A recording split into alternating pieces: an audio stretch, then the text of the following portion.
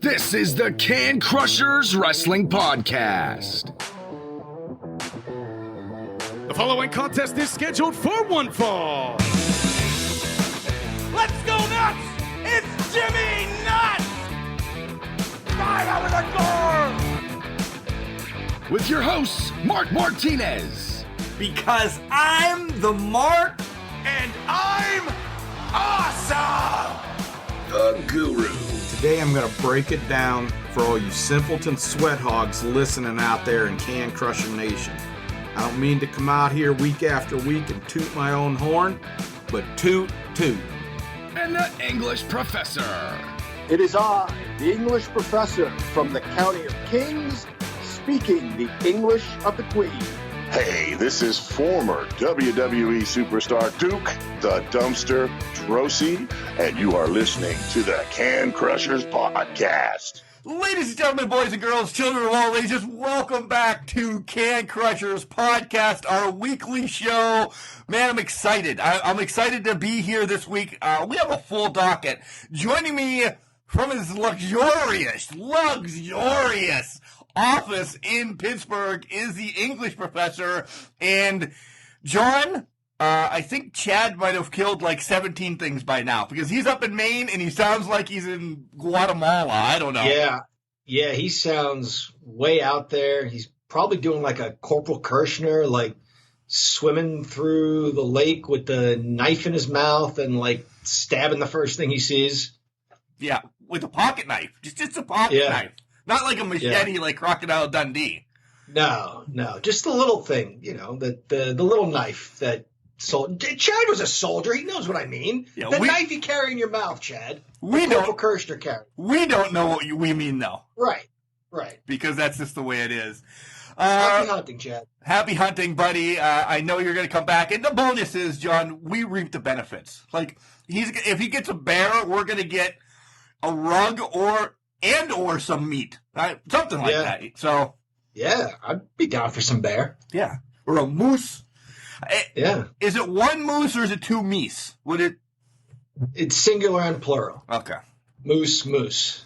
Okay. That's the same thing. If you have a group of, get ready because I'm going to say this wrong. If you have a group of mice, is it mices?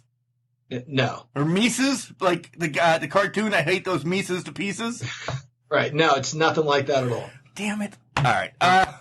Mouse and mice. That's it. Yeah. My wife corrects me all the time, and I do it just to get under her goat.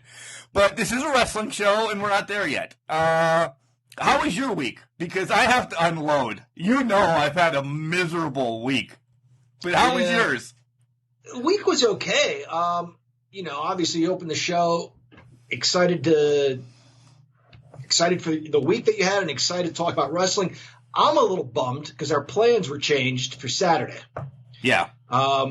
IWC was forced to cancel, I guess for a prediction of inclement weather, which it is absolutely gorgeous here in Pittsburgh. Brownsville, maybe like an hour away. I don't know what it's doing there, but it is a gorgeous night, and it would have been fantastic weather for outdoor wrestling. So, but they postponed. I shouldn't say they canceled. They postponed. But it's a bummer. I was so looking forward to that. I was too. I bet you the weather shifted, and Plummer thought, well, they're going to cancel it so people in Ridgeway don't have to worry about it because we got some hellacious rain. We got some rain, and I'm like, wow, I wonder if this came from Pittsburgh. So to my knowledge, I've been indoors, but no, we had nice weather Saturday. Oh, good. You notice I'm still kayfabing, pretending that it's... Yeah, clearly. Yeah. And they know. And they know this is recorded, Sunday morning. Yep. Yeah. We're live, folks. We are live. I've had a horrible, not horrible week, but a horrible week. 2 hours before SummerSlam last week, I go to jump in the shower, and it's colder than, a witch's tit in October or whatever they say. It's like the polar plunge. So I yell down, hey, are you doing laundry? No. And I'm like, uh-oh. I run in the basement, and there's 20 gallons of water on the ground, and it's coming from the hot water tank. So I turn that off, clean up the water. It's it's way too late to go to anywhere around here to get a hot water tank. I need to take care of this because I have a close to 14-year-old son that smells like a foot and a wife that needs 3 showers a day. So I call off work, head down to Lowe's. I went online the night before and found out, $389 for a hot water tank. This is awesome. I'm not going to be spending a ton of money. I get down there. Oh, yeah, that one's not in stock. It takes 3 weeks to come in. Oh, God. So they just keep bumping me up. The only one they have in stock is like $575. It's a big-ass jump. That's more like $200. All right, well, I need it. Get it, bring it home. My dad comes down, helps me do this, that, and the other thing. This house is 9,000 years old, so the new plumbing technology just doesn't work. Ripping pipes. It took us 4.5 hours once said hot water tank was here, 4.5 hours. And Dad's like, those take like 45 minutes to hook up. He was so annoyed with me because, first of all, I don't know the difference between a pipe and a screw. So, yeah. Thanks. You guys did it. We did it. We did do it. Wow. It took a while. Wow. And now it's so damn hot. Like, it's on the lowest heat setting, and I feel like I'm walking through an Inferno match all the time. It's unbelievable. Wow. So Kane would be all right with your shower. Kane loves it. Kane and Kelly. Yeah. Yeah, Kane and Kelly. Tuesday on the garbage route, and I get bit by something. I don't know, mosquito, I don't know, a gnat, something. And I'm like, whatever, brush it off. Wednesday, my arm is inflamed, like unbelievably red. So now I'm wiping Benadryl cream on 24/7 because I don't know, it's not infected. It's lightened up now Sunday morning, but it's just one thing after the other. It's bleh. And then wrestling gets canceled. That topped off the whole week. I was kind of pissed off.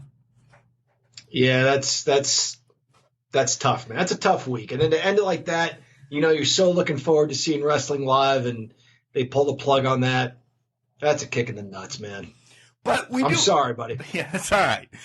We have another pay-per-view tonight, Payback. We'll do our predictions at the end of the show. We'll also talk about next Saturday's All Out. 3 weeks of pay-per-views in a row. That's unheard of. That's unbelievable in professional wrestling, John. Yeah, and wrestling's back, man. This is fun.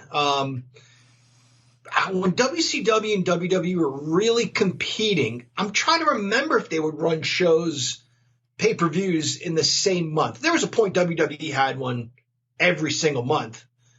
And I'm wondering if WCW matched them every month. I honestly, I don't remember, but I would imagine so at the height of the war. They were running them every month, but they weren't competing, And nor is AEW and WWE having the same weekends yet. I think in time it's going to happen, but I don't think you have ever remembered them 3 weeks in a row. No, I would agree. Yeah, I would agree with you there. So, all right, we'll get to SummerSlam real quick, but we have to stop. We lost another legend this week. We lost another legend. Bullet Bob Armstrong passed away earlier this week, and this isn't something to gloat about, but Chad said it right. Just a month or two ago, Bob's wife passed away, and Chad's like, I bet you it's not long before, Bullet passes away, broken heart, because he was actually the one in rough shape, and the wife just passed away. So thoughts and prayers going out to the Armstrong family. I remember Bullet Bob in the NWA for a while he's a technical wrestler, John. Yeah, we saw a little bit of him when Chad got to pick a pay-per-view. We saw him. Smoky Mountain was obviously towards the end of his career. He was a commissioner. He had some office position for Smoky Mountain Wrestling, but also got in the ring. But this guy worked in the business better part of 5 different decades. When you look the 60s all the way through, past the year 2000 in some capacity. Boy, that would have been an amazing guy to talk to and pick his brain about the business.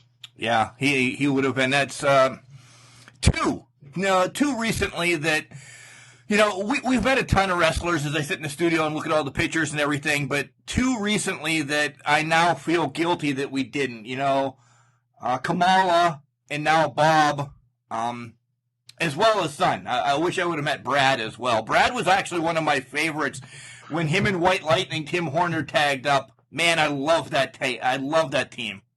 He was fun to watch, man. He was very, very good in the ring. And think about this. No less than Jim Ross called Brad Armstrong, and I don't want to misquote him here, but one of the very best or the very best technical wrestler. Brad Armstrong. You know, obviously names come to mind, Ric Flair, Bret Hart, on and on and on and on. Ricky Steamboat, but, you know, throw Brad Armstrong in there as far as in-ring work.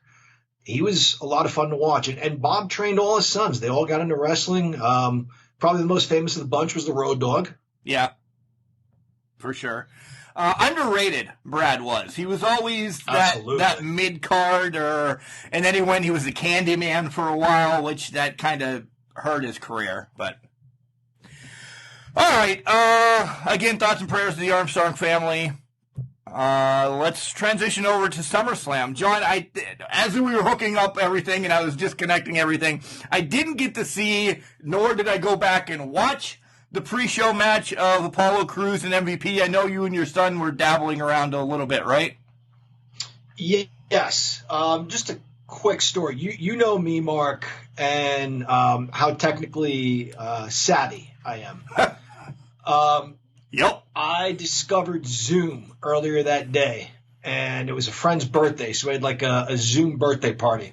So I'm pretty sure I texted you that I wasn't in great shape while watching SummerSlam. Much of it is a blur, but I do remember a good bit of it too. I had a bottle of my favorite whiskey, and I know Chad makes fun of me for it, Thistle Finch. I got some twisted teas and had some beers and had a good time sitting right here, and it felt like I was with a bunch of people. But anyway, by the time SummerSlam rolled around, I was a little toasted. I still thought it was a pretty good show. I've been with you when you've been a little toasted a couple times. And one was a disaster. But it was a good show. We won't go down that path because I have another thing to throw you under the bus later on in the show, of course, because that's who I am. By the way, sweet shirt today. We'll touch on that during our commercial break. Yep. I almost wore the same one. So Crews defeated MVP to keep the title. That's all I know. We come to the main show, and it's Asuka against Bayley. John, the DDT off of the steps to Bayley was unbelievable. It was vicious, man. They're so good. The two of them are so good. I expected a great match, and I wouldn't hesitate to say that was a great match. There was some stiff shots. They went all out. Predictably, I'm not very good at making these predictions, but these two women's matches, I thought, with the story they're forwarding, it was a no-brainer. It was absolutely a no-brainer. And it was one of those situations where you lose one and win the other for Asuka. Yeah, and I came out to Bayley's wedding, when Bayley was a good girl, right. At the wedding we came out to her song. And it's not that I dislike her at all. I just like Sasha a little bit better now. So I was actually hoping Bayley was going to take the loss, and Sasha got the role of, since we'll just group both of these matches together. I was hoping that Bayley got the loss and Sasha took the lead of the Golden Role Models for a little bit, and maybe Bayley was the one that challenged Sasha. Nonetheless, that's not how it happened. Sasha puts herself on the line, takes a butt, and Bayley, gets the pin. Vice versa in their match, Bayley leaves. Boom. She gets away from the butt, and all of a sudden you have Asuka slapping on the Asuka lock, and Banks has nothing to do to tap out. It is a great story. It is. But going back to my previous point of how predictable it is, and to your point, Mark, I would have liked to have seen those two things flip-flop. That would have been a nice swerve. Like, you're taking us down this path, and then you make a sharp left when we weren't expecting it. Sasha is just becoming known as the woman who can win all these championships and then lose them right away. So obviously you like her better, as you mentioned, but I just think for the sake of a story and a bit of a swerve, I would have liked to have seen the exact opposite of what happened. I agree. Yes, that's what I said. I agree with it. Next matchup was Street Profits against Almas and Garza. Street Profits retain. Yeah, I thought we were going to see new champions. I like Andrade. Those guys are floundering. I don't know. Not to lump together or stereotype or anything, but you're seeing a faction of Latin Americans in NXT. Running the show, yeah. And the guys on the main brand are just kind of, and we'll get to Raw, but like stuff that goes on in the locker room or behind the scenes just makes no damn sense to me. But we'll get to that. I was a little disappointed in this match. It wasn't great. The Street Profits are just not my style. Me neither. John, since we started this, I've always been an Almas fan. When he was getting buried for a while, I said, man, this guy needs a push. He needs a push. I think he's back to being buried again. I don't know why. I don't know if it's setting up for a big run down the line. This always happens. Dominic against... Oh, no, wait. Actually, the next matchup is Sonya against Mandy. Guys, the writing was on the wall. Chad predicted it. He told us everything that was going on. Why'd the fat bastard have to come out at the end to celebrate with her? This was so disappointing. Just when we were saying that they're getting a little bold, they're still not doing anything outside their universe. Nothing that pushes any sort of buttons. But I thought, holy cow, a hair versus hair match. Both of these women are beautiful. Oh, yeah, they have gorgeous hair, and they rely on their hair. With Mandy, she relies on a look. And with Sonya, you have this thing of her, like, putting her hair up and shadow boxing a little bit. It's pretty badass. So I thought their hair really means something to each of them. No, we're not doing that. We changed our minds. We're just going to loser leaves town now. It was such a cop-out, man. Such a cop-out. Well, I heard and I read some stuff, and you haven't been reading a lot, and that's okay.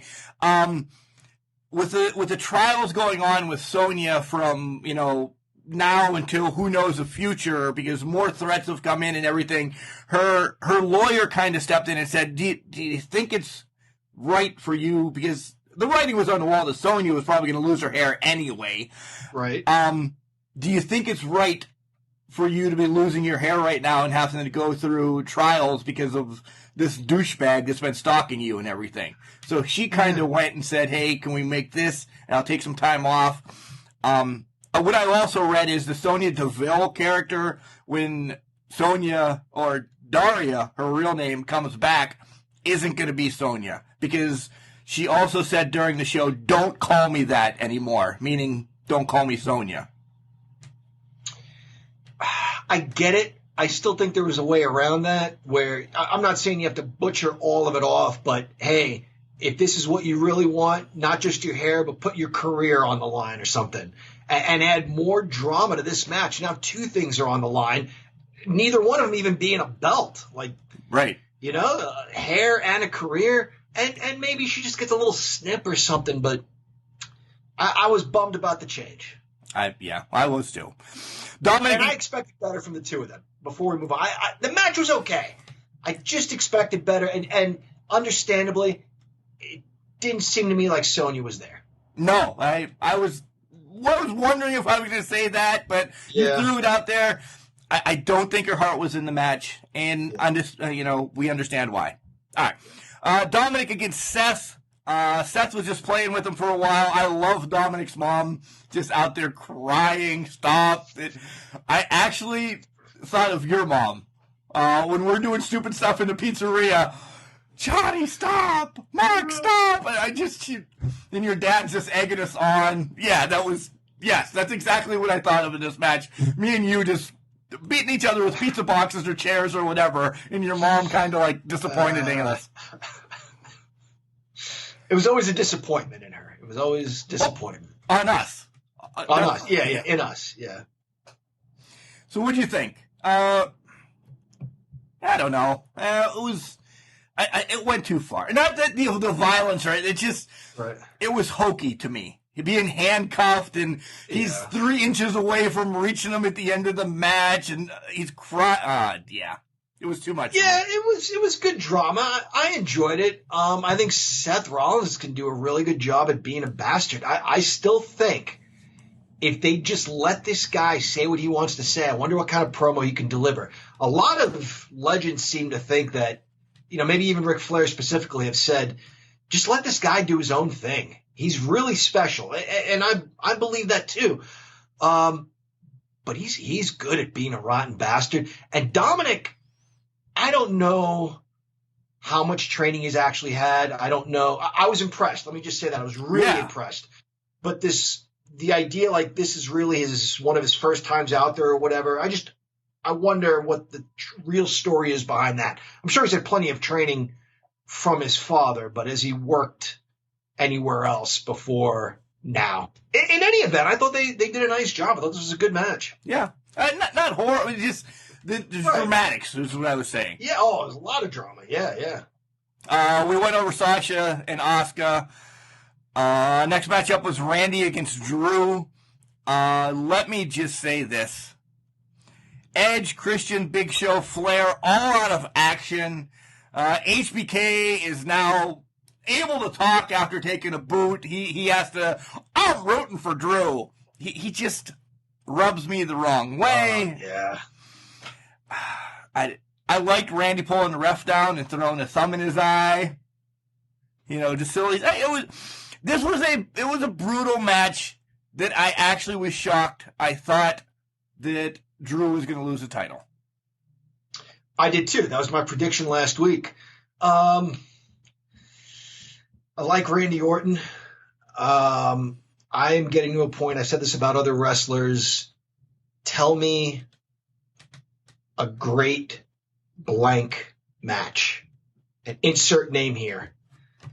Man. Tell me a great Drew McIntyre match. This was probably one of his better ones. Yeah. I would agree. That's in the notes. I was waiting until you got done. This was one of his better matches. This one might be memorable compared to him against Big Show right after WrestleMania, or him against, Chad, or him against Swan Dog, or anybody. Yeah. Yeah.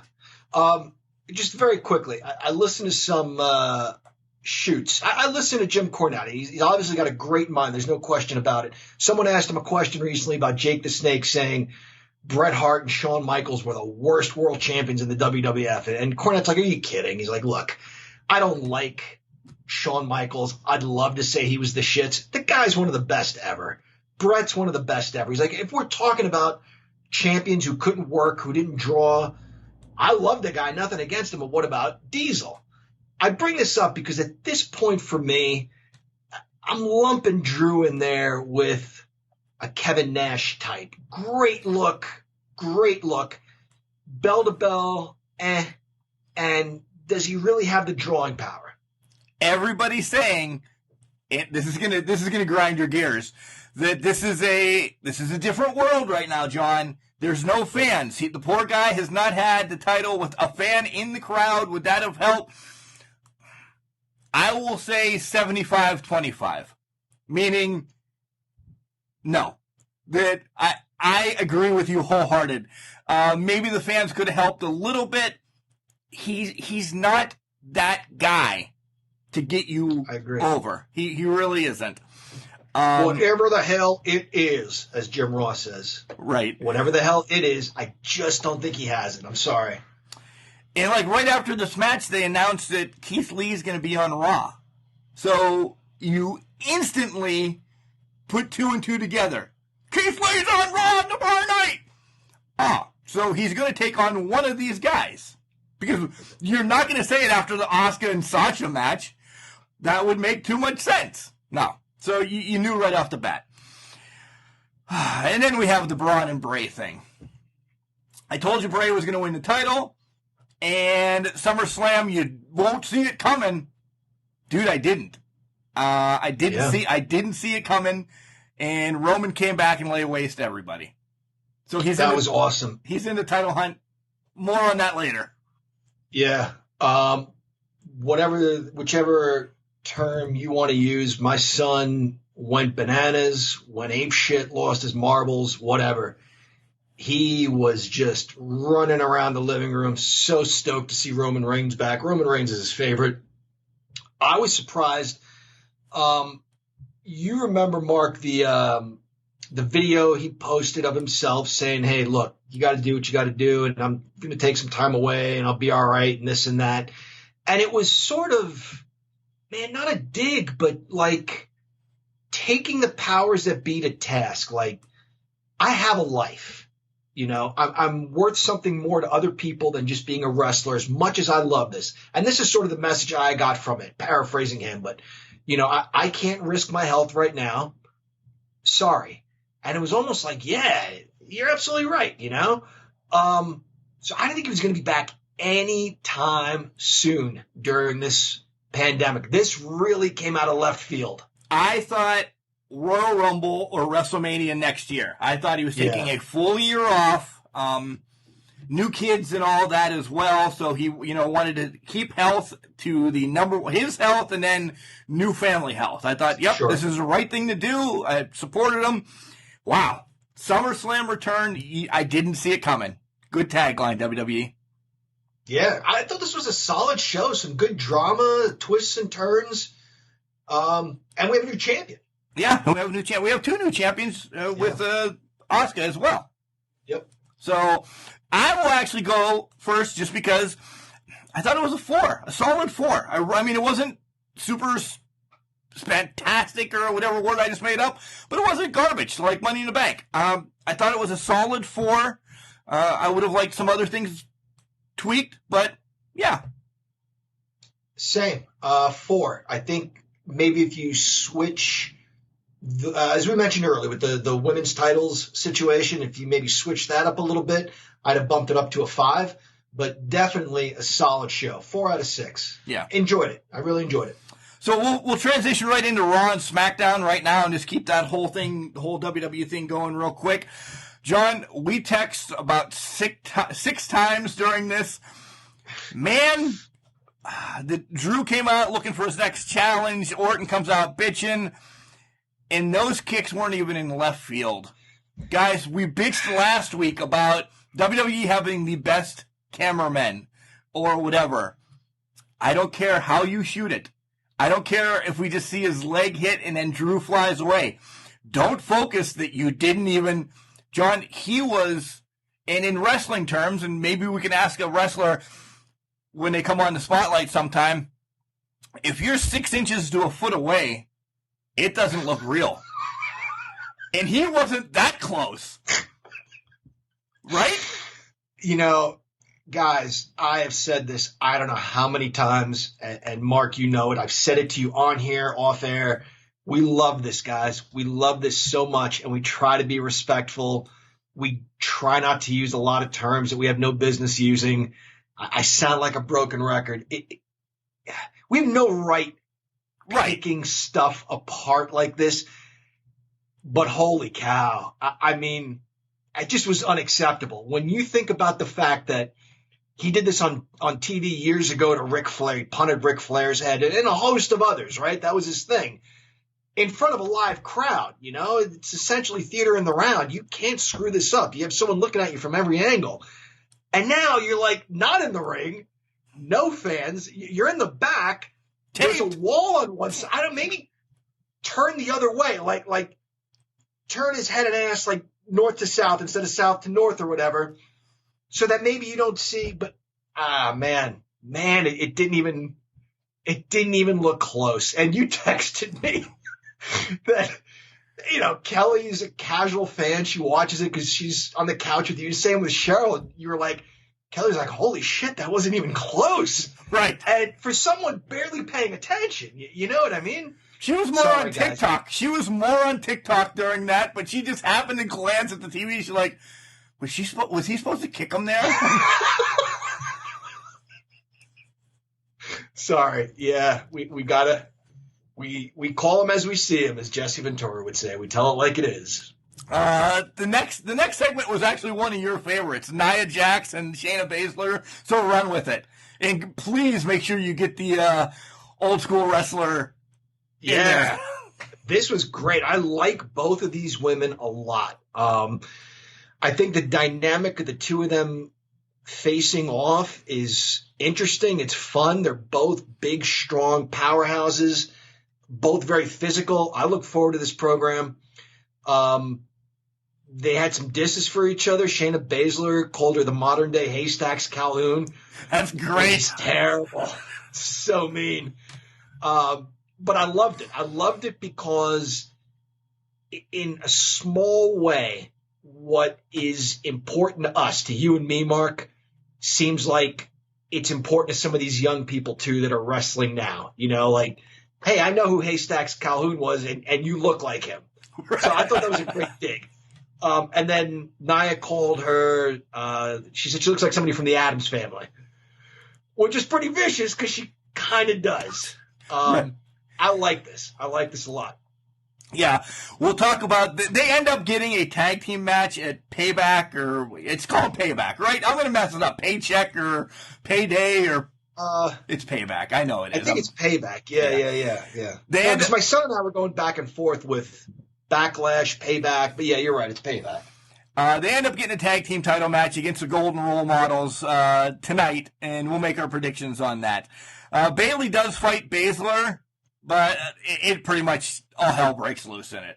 So, yeah. Yeah. That was obviously, again, by design, was just to give us something quick, but forward a story for the pay-per-view coming up.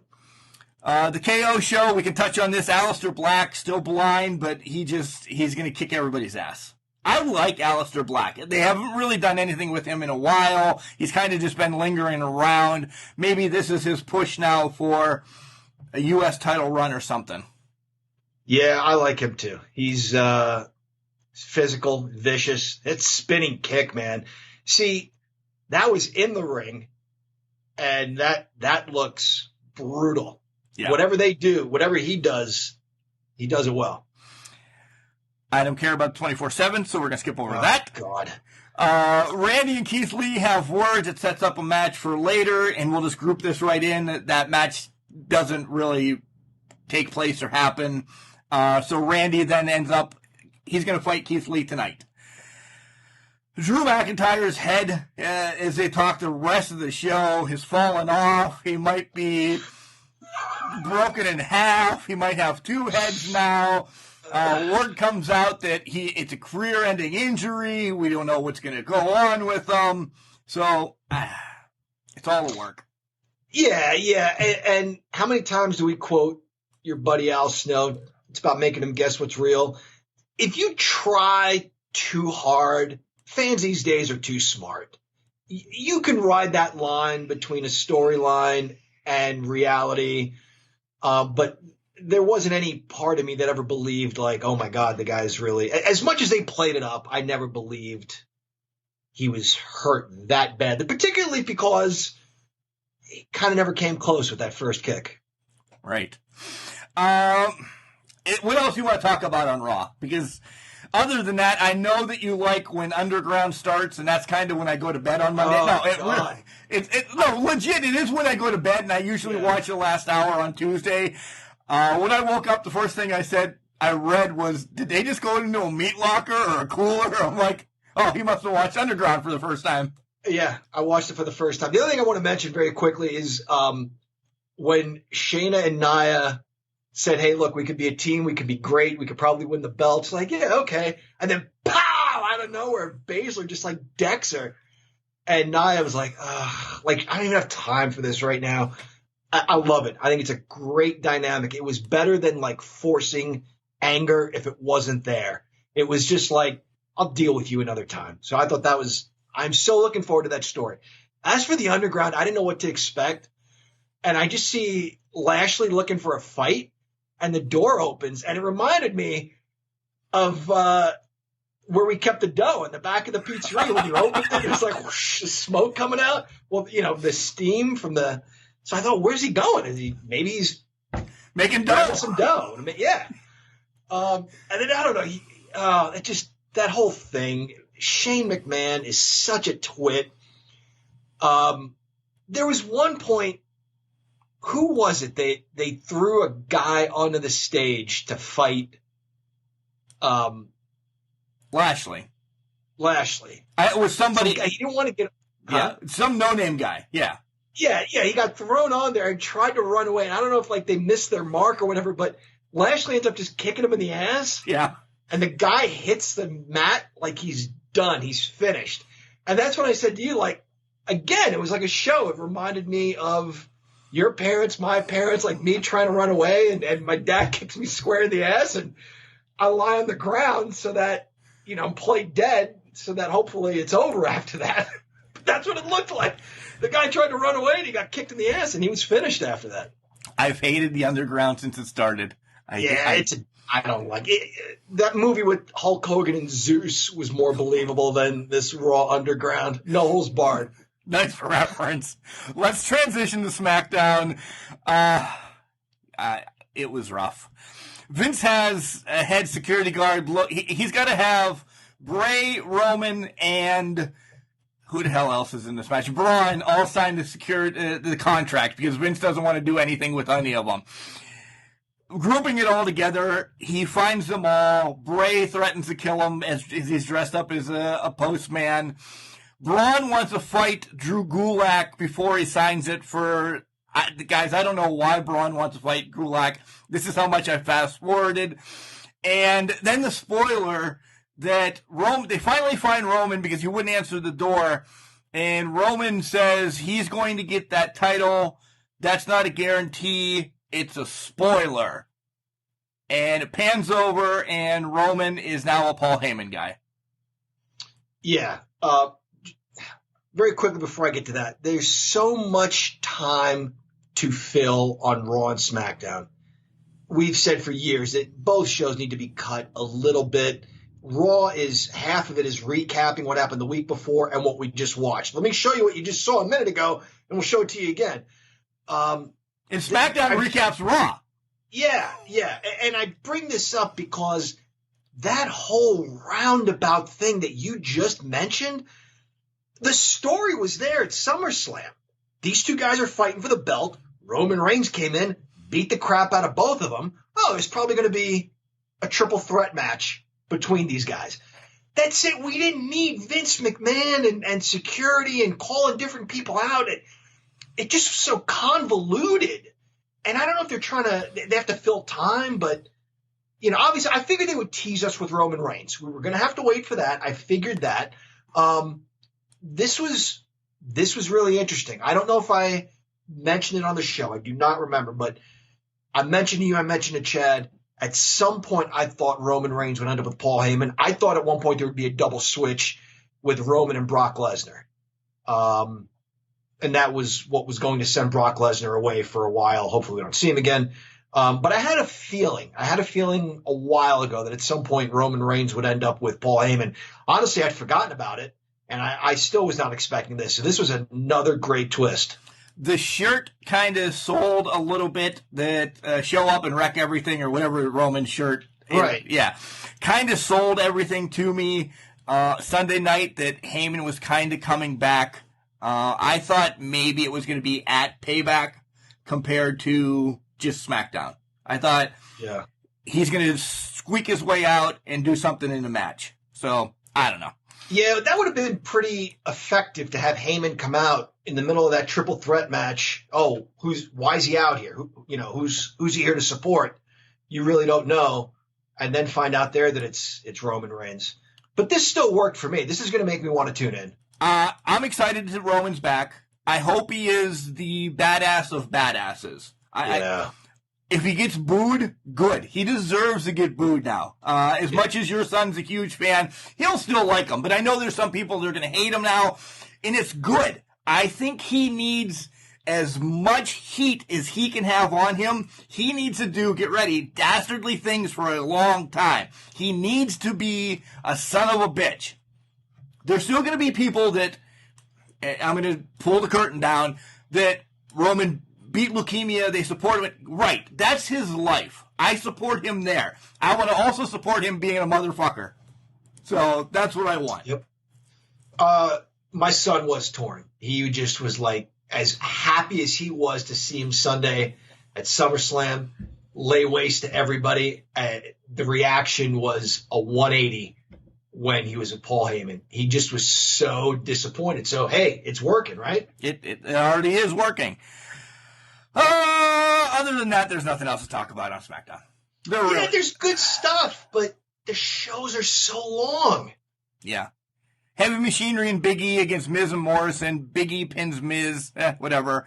Nikki and Tamina are talking. I did like this with Alexa kind of. You see that she's going to be somehow with Bray Wyatt. She's got the double pigtails back and she's got one cornrow right now. The transition's going to be there. I'm interested, but I didn't care about a cup. Let her come out and just swing at Nikki once or something. And there was one other thing besides Riddle, who I can't stand. Oh, Jeff and Shinsuke had a match. AJ kind of was around, and it was just to bring Sami Zayn back.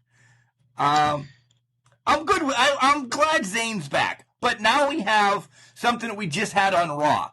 Zayn's the official Intercontinental Champion because he's never lost it. MVP just brought out this new belt. So we've had this same kind of storyline where there's two mid-card titles of the same title. Yeah. And this is total rehash of Razor Ramon and Shawn Michaels for the Intercontinental title. Shawn refused to defend it. I guess behind the scenes, he'd been fired or something, or had gotten into it with Vince McMahon and they were on a break, I guess. But it seems to me it's essentially the same kind of story. It may end up being a triple threat match, however, if you throw AJ Styles into the mix. But it's the same kind of story. Hey, I never lost this belt. We've seen it before. But those guys are all really good. They are. I hope really it's actually a ladder match then. I really do. I thought the same thing. It reminded me of Razor and Shawn Michaels, and when I saw the two of them kind of look to the ring at AJ Styles before Sami Zayn threw that kick into his face, I thought, wouldn't it be cool if this is a three-way ladder match of some kind? As long as one's not just laying dead for about 25 minutes. Yes. All right, let's end this segment right now. And how do we end segment number one all the time, John? You're wearing it. I am wearing it. We're going to talk about Collar and Elbow. They have shirts, hoodies, tees. They have shorts now, which I could use some shorts. So I may place another order here pretty soon. But I'm wearing my Macho Man, Al Snow and Head shirt. It's a cool shirt, you guys. Instead of Macho Man and Elizabeth inside the sunglasses, it's Al Snow and Head. It's very cool, very funny. And the shirt is super comfy. And I've said this before. My wife likes the way I look at them, so. You look good. We both look good in purple. We do. We really do look good in purple. We do, yeah. Yeah, so we really do. We shouldn't wear them at the same time. This is what you were going to wear to wrestling today? No, actually. I was going to wear the Life is a Work collar and elbow shirt. Nice. But since I was staying home, I wore the Macho Man one. Guys, collarandelbow.com. John told you everything. And when you go to check out, use the promo code CANCRUSHERS. Capital C in can, capital C in Crushers, all one word. You'll save some money. So here comes Al Snow. We'll be back with segment number 2, NXT and AEW. Wrestling. A love and a passion we all share. I've started a wrestling brand, the wrestling brand. A brand founded on the aspects of wrestling. Two entities working together to create a product that connect emotionally for people everywhere. Collar and Elbow is the brand. Passion and love for wrestling is the drive. I am Al Snow, and this is Collar and Elbow, the wrestling brand.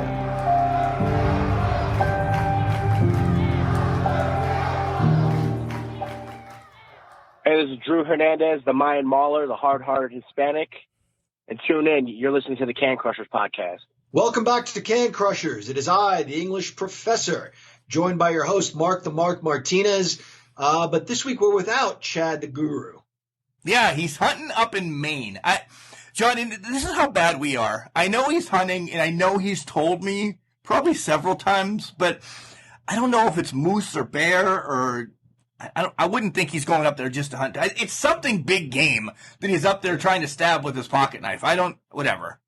Yeah, because buck season, doe season, that's coming up for you guys, right? It's probably coming up in Pittsburgh. It's in Pennsylvania in general, but yes. Pennsylvania in general, yeah. But he's November, right? But he's in Maine. So Maine, I don't know. No, I understand. Yeah. So he's got to be going up there for something, like you say, some bigger game. Yeah.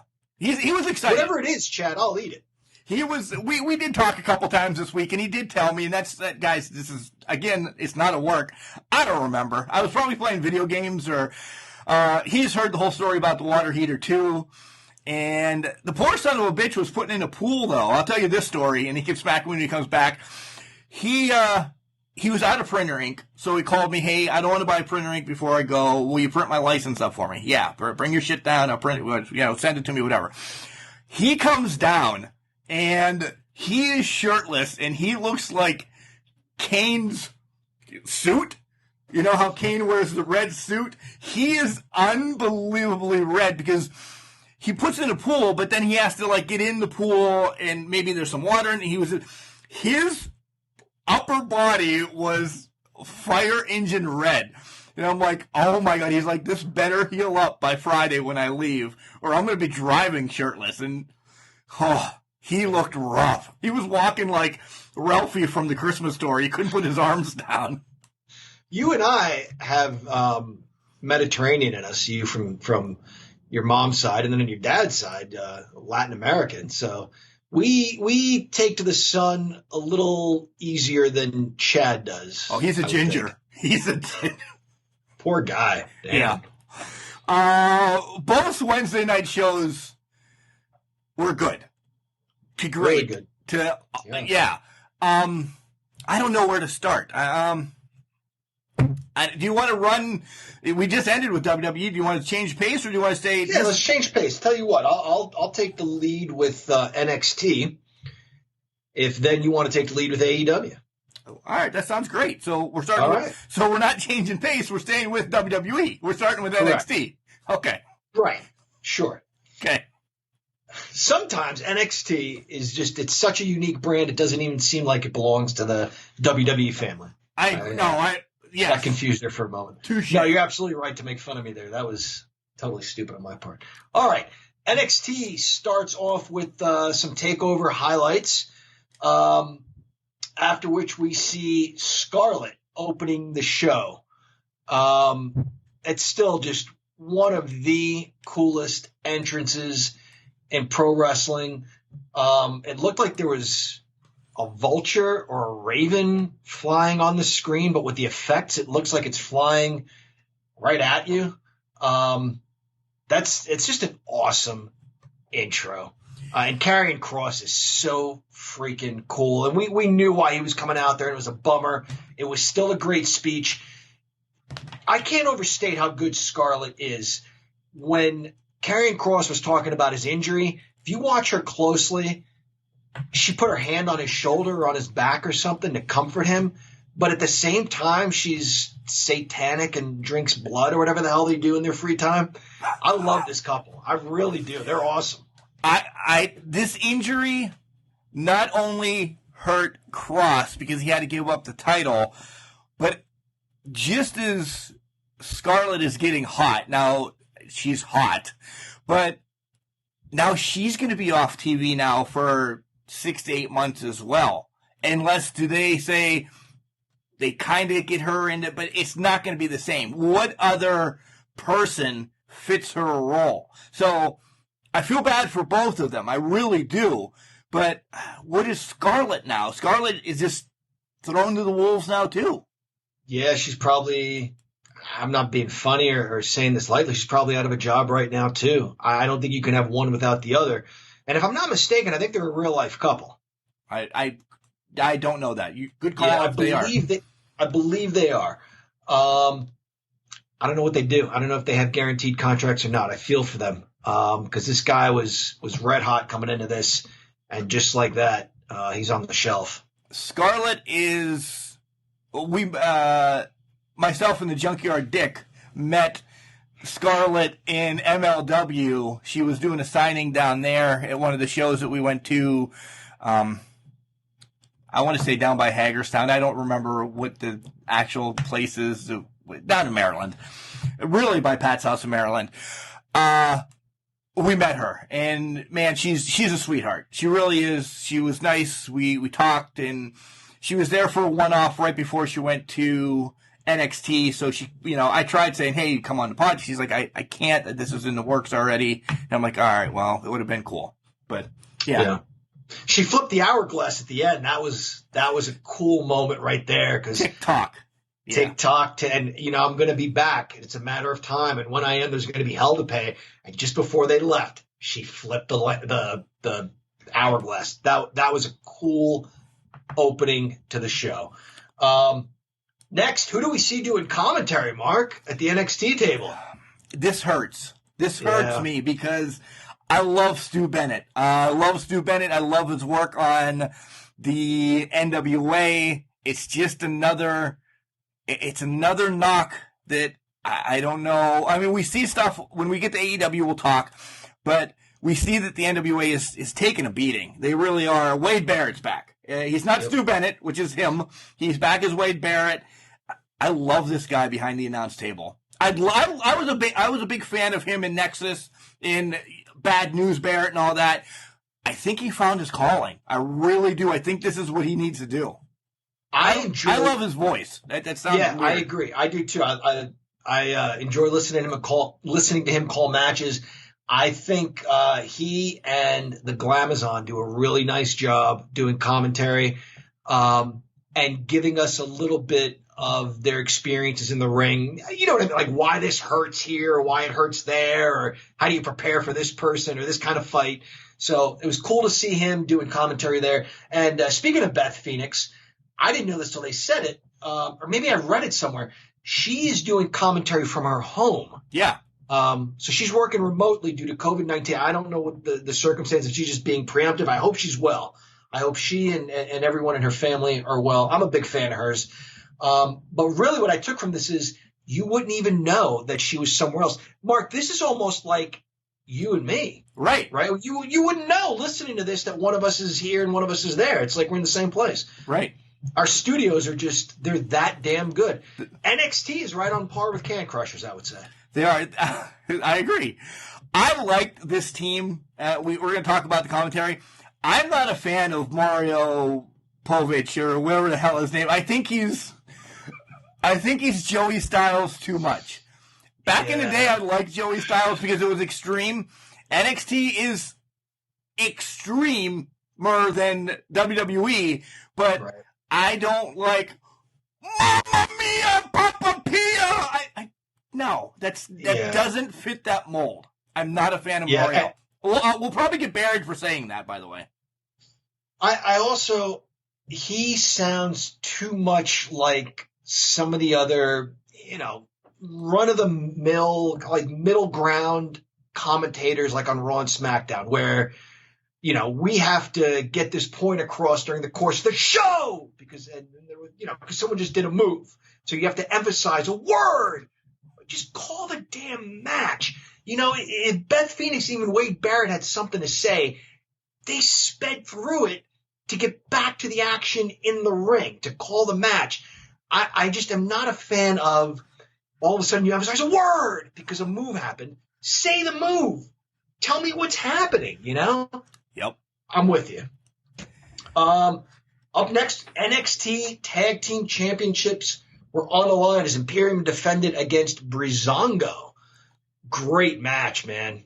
Or do you disagree? You're shaking your head. No. I was shocked. It was a great match. I agree. It was a great match. I was shocked that Imperium lost the titles. I really was. Where do they go? Are they getting the call up now? Both Raw and SmackDown's tag team division is no better than your wrestling figure division. So Imperium would bolster either one. They really would. I am not a fan of Breezango either. But did you know this was the first time either one of them won a title? I thought Fandango had the IC title for like 32 seconds at one point. I wouldn't know, but I'm not surprised. I was not a fan of these guys either, and I mentioned this on the show when I wasn't watching wrestling, and our buddy Billy invited me to Monday Night Raw, and I saw Fandango. I loved him right away. I loved the whole thing where he wouldn't get in the ring. That was when he first came out. Yes. Yeah. With Test's old friend, he changed his name to a Japanese name. The guy. Oh my God. Kai and Tai or Prince Albert. It was not Kai and Tai. It was Prince Albert, but he changed his name to something else. Tenzai. Thank you. Yes. That was the first time I saw Breezango. Wouldn't even get in the ring because the ring announcer did not breathe the A's in Fandango. I thought that was great. I'm glad they let these guys show what they can do in the ring. Breezango's damn good, Mark. I have a lot of notes in this match, and I won't hit them all. But this was such a good match. I can tolerate the detective skits, or they're trying to find out who wore what, where, and when. If you give me this type of match, now I know what these guys are capable of doing, I'm willing to tolerate the nonsense. But a couple of points here. I just thought there was some nice, lean, efficient tag team wrestling. You had Eichner throwing a forearm, I think, into Fandango's face, and then Bartel coming from behind and clotheslining them in the back of the neck. There was sort of a backstabber by one of them, and then someone else jumping off the top rope into a leg drop. Quick, boom, boom, in and out, get your double team done and get out of the ring. Outside the ring was absolutely vicious. Fandango, I think, got hit with a back suplex on the floor maybe. By Eichner. I just thought all around, this is what I love about tag team wrestling. There was even a point where Fandango went to make a tag and his partner wasn't there, and you can see in his eyes he had to shift gears, like, my partner's not here, I have to keep fighting. Great match. I can't say it enough. Even Tyler Breeze, I'm not giving him enough credit. All around, I enjoyed this match. I was emotionally invested in this match. I wanted to see new champions. Wow. I was shocked. I was on the edge of my seat watching it, and I watched that yesterday morning. So that's just, everything came to a head that I had a lot of wrestling Saturday to watch. So I was thank God IWC didn't happen. Once it got canceled Friday night, I'm like, well, then I just don't have to cram everything into Friday night. I can go have some beers with my dad. So that's what I did. That worked out nicely. It did. Next match, or actually the next segment. Segment. The only thing I really have to say about this is for a moment, I'm sorry, I thought Damian Priest was Shayna Baszler for a second. Okay. And I think Thatcher looks like a guy who would hang out at Cully's. Good Lord. But other than that, it was just the two of them getting in each other's face, letting us fans... He's still partying. Priest is still partying. Yeah, and Thatcher doesn't agree with that. He's like, you're not being respectful to that belt. I, on the other hand, would hold that belt with dignity and respect. I'd like to see these two guys get it on. I'm a fan of both of these guys. I am too. That's where I wanted to go. I wanted to see this match. The next match is a squash. It was just that. It was vicious. Oh my God. The match itself was a squash. You're right. Tommaso Ciampa and Jake Atlas. That headbutt towards the beginning of the match was badass. During the feeling out process, he just hit him with a vicious headbutt.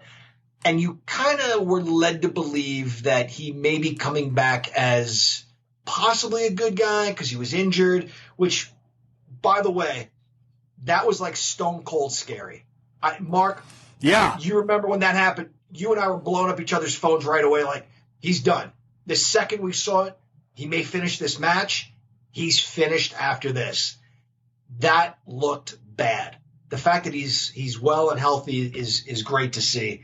But holy cow, did he beat the crap out of that guy. And he did like that Don Morocco slingshot, like with the feet under the armpit. Yes! And he slingshot him under the ropes, but he did it under the ring on the bar.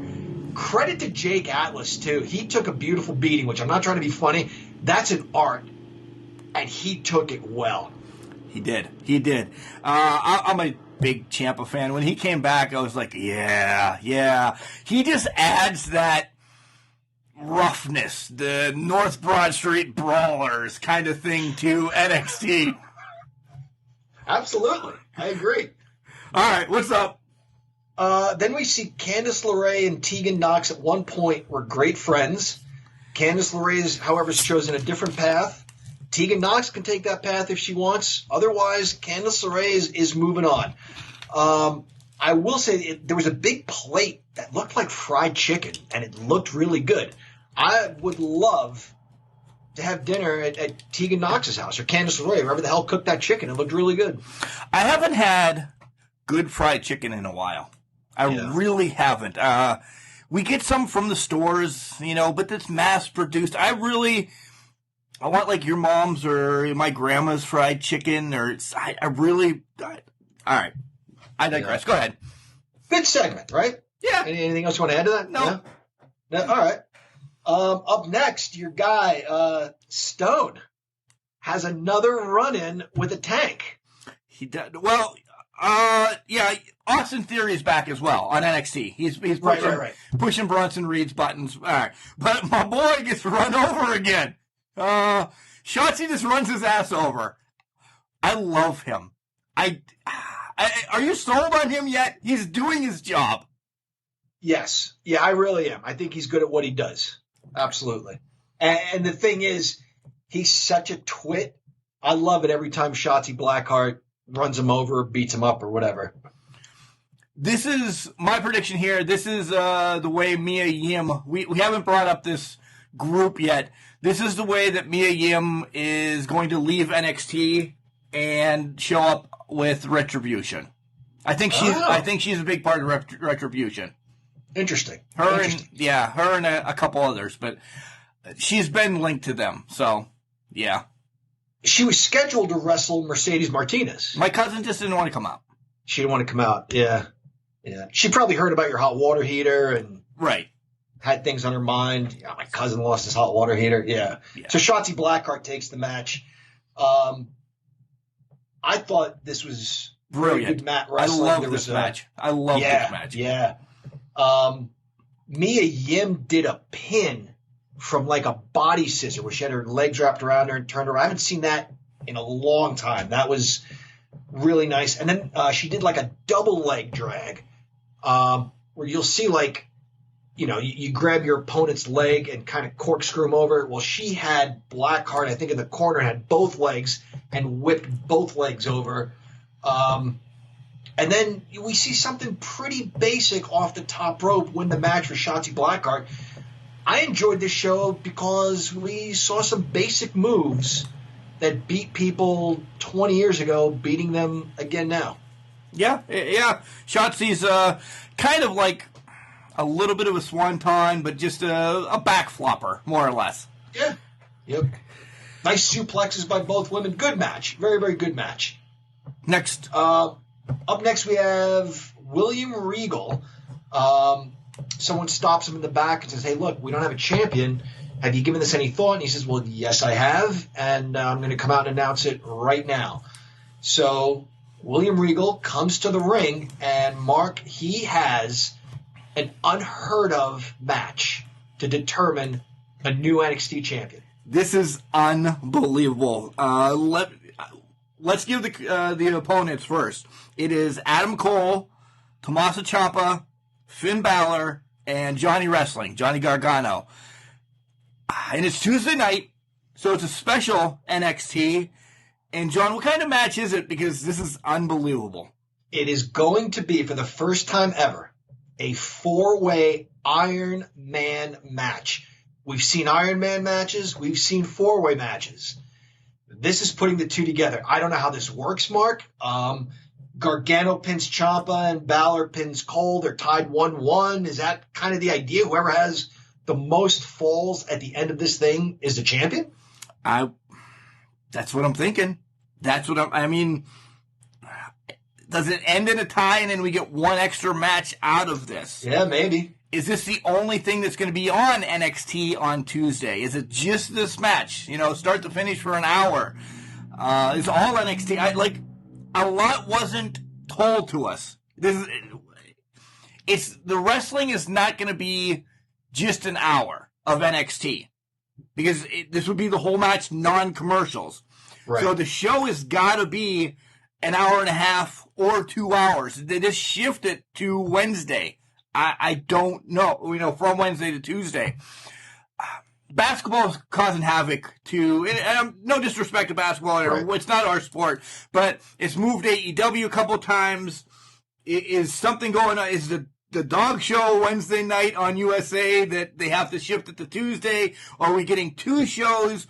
I haven't looked into the programming on my network yet to find out, but so many questions that we didn't really get a lot of answers to. We just said there's a 60-minute match, fatal 4-way more or less, and this is what's going to happen. Well, fill us in what else is going on. That's all I'm asking. Yeah.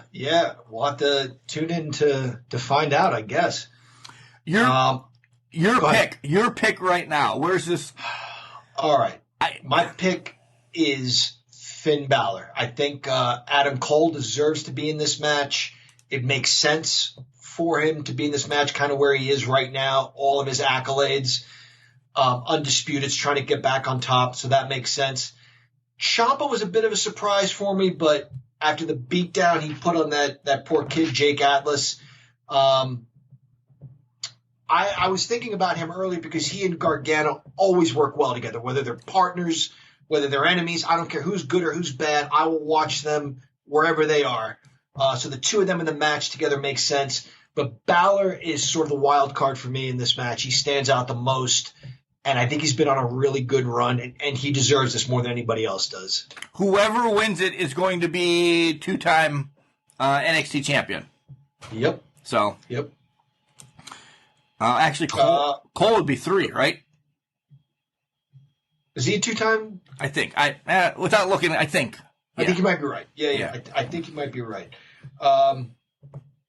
Next, we have Swerve Scott versus Santos.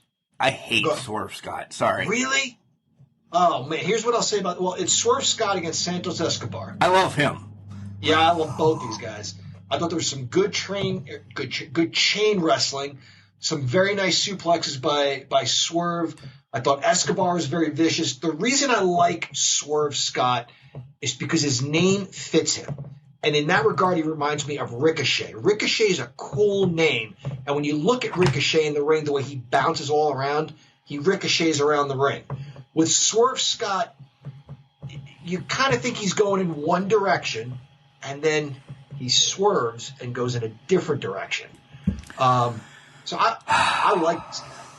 And in the end... I love the ending. Yeah, I love the ending. That hasn't happened probably since 1985. I love the ending.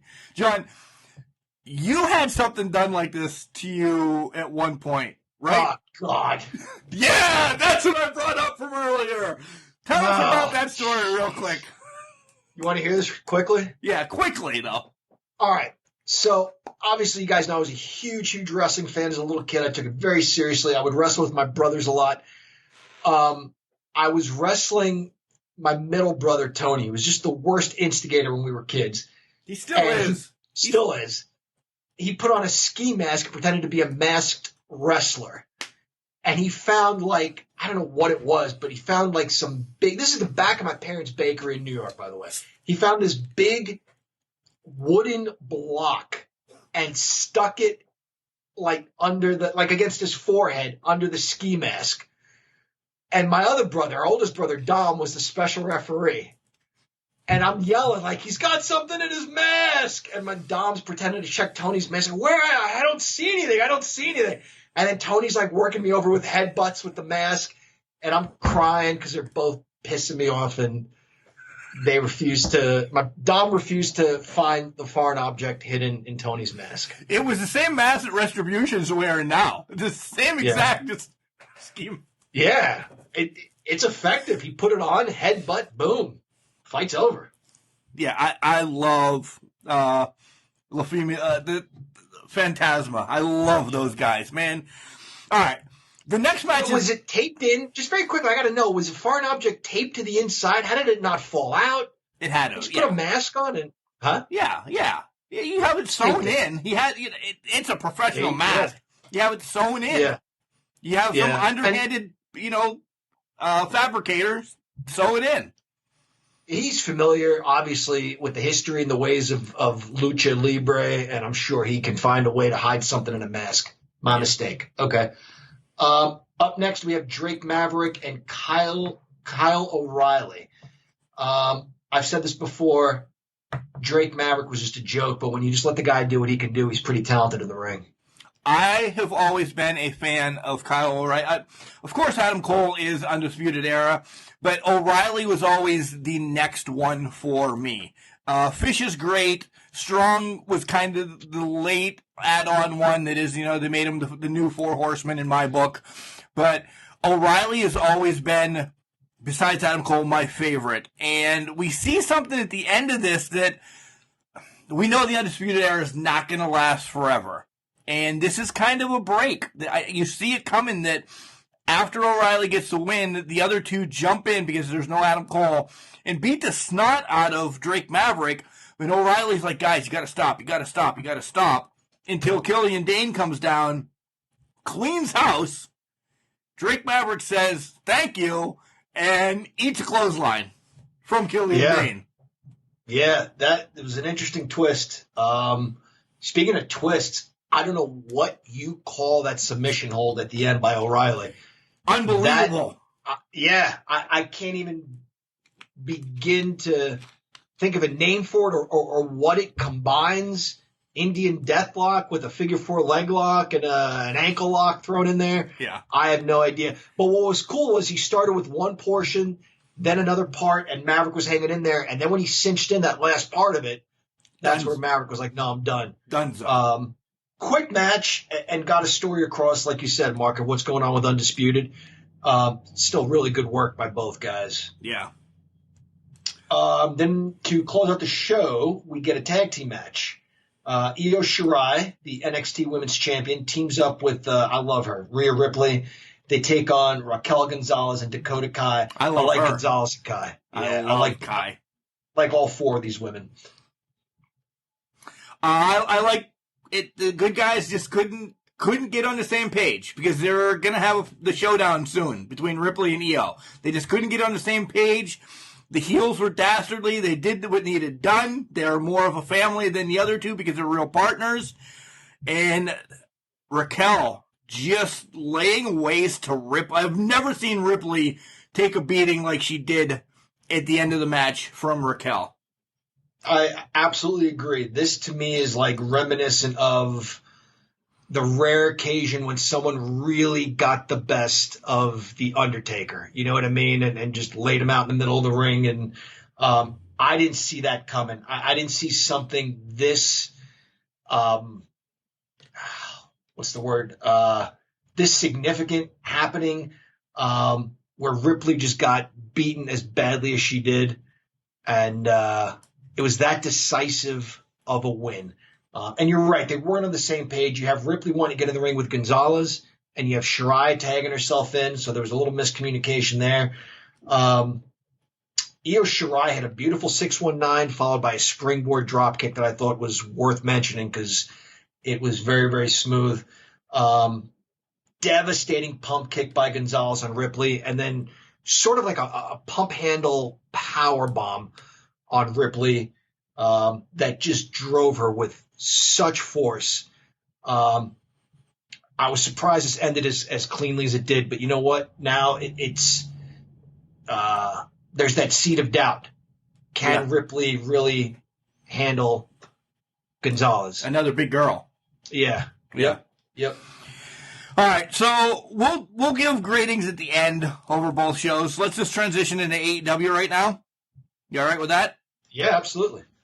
So it starts off with a gauntlet match, and it's the Young Bucks taking on the Nightmare family first. And the winner of this gauntlet match fights Omega and Hangman at All Out.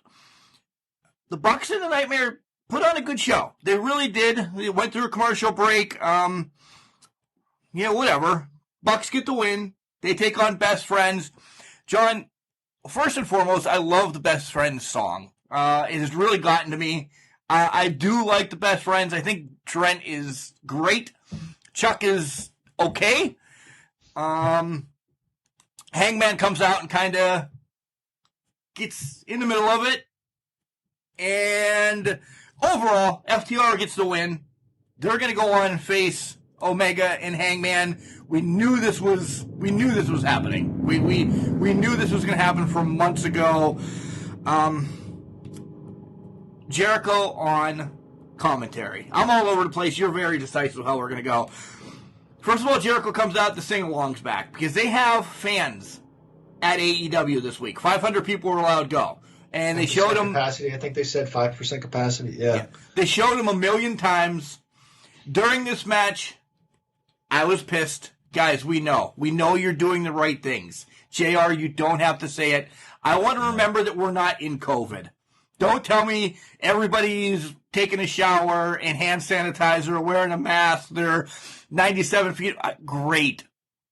It's wrestling. Keep my mind away from COVID. Said that a couple times. The only time I want to hear that is if they were traveling like pro wrestling used to travel, which they're not doing for obvious reasons. But if they were to say, folks, we're going to come to your town, and if you're concerned about COVID, here are the precautions we're taking. I got to tell you, if AEW came anywhere to the Northeast, Mark, we're going. I'd love to go. And you tell me it's at 10% capacity, and it's just you and me sitting like a couple of dummies up in the cheap seats with masks on. Hell yeah. Yeah, I'm going. Yeah. Yeah. Jericho, it's not a Canadian destroyer because Dustin's never been to Canada. It's a Texas destroyer. Which you shouldn't be doing because Texas is so far away from Canada. Right. Jericho's great. Sweet shin music, a knock on Shawn Michaels because the Bucks kicked QT, I think, in the shin. It was a great match. I always bitch about I hate multi-man, and we'll get there. But this was 2-on-2. These were tag team matches. Yep. Loser's gone. See you later. So it was just 3 matches after each other. FTR's name was already on the board. I loved it. I really did. Yeah, it was fairly predictable, my opinion. I had an idea FTR would win. I like the Hangman Page interference. I'm trying to figure out why he did that. What's his motivation for that? He didn't say much later when they confronted him. And again, this is another Tully Blanchard type situation. They didn't cheat. They just found a way to win. Hey, if you guys are going to argue amongst yourselves, then we're going to find a way to get a pin in this match. To eliminate the Young Bucks. FTR finds a way to win. We'll loop right into that. Hangman sitting at the bar having a drink as he does, and the Young Bucks go in and say, "What the hell? Why'd you do that?" He didn't say much, but they threw him out of the Elite. He's done. He's not allowed to be in an Elite anymore. Chad's made this prediction as well. You're gonna see Hangman hanging out with FTR pretty soon, I think. I think so. While he's still. So you think they dropped the belt? I think they dropped the belt. Do you think it's like a Barry Windham turning on Luger type deal? Yeah. Yeah, that would be great. I'd be all right with that. Yeah, I think so. Yeah. Yep. I'm with Chad. I'm absolutely with Chad on that one. We get a Darby promo. This guy jumped off a bridge that was as tall as Titan Towers. Unbelievable. I wonder that's really him or a dummy that looked no deeper than the Clarion River. Yeah. Which is 3 feet deep. Yeah. I still think there's stuff on AEW when they show stuff like that. At least I don't know if it's real. At least I don't know. When the Fiend gets thrown off a platform that's supposed to be 20 feet down, and my son's like, "Dad, you can see his feet." And then they pan back, and he's the other way up Main Street. Come on. And Jamie Noble steps off. Yeah. Yeah. We're throwing a lot of Northwestern Pennsylvania-isms into the show tonight. I don't know what's going on. I'm feeling the Ridgeway tonight. Well, I'm not even drinking a lot either. I actually switched over to water just because of what's going on tomorrow. Archer comes out with Jake taking on Sean Maluta, which is some relation. I didn't catch it fast enough. He's some relation to Afa and Sika, a cousin, third grandson. I don't know what the hell he is, but some relation to the Head Shrinkers, them guys. Yeah. Didn't help him. Archer beat the Christ out of him. Yeah. I've said I like Archer, and Snake just fits perfectly with him. He really does. He kept picking him up. Like, he'd do something that would have finished him, but he'd pick him up. And Jake Roberts is just like, he's getting off on this at ringside on the pain that's being caused to this poor young kid. He's a great villain. They're both great villains together. Out comes Team Taz after Jake announces that he's going to be in the Casino Battle Royal next week. And Team Taz says, hey, I got two guys that's going to win this too. Out comes Darby. I wish this was just a match within itself, not in the Casino Battle Royal. Because I'd love to see Archer against Brian Cage. Man, I thought Brian Cage was a beast. We saw him live.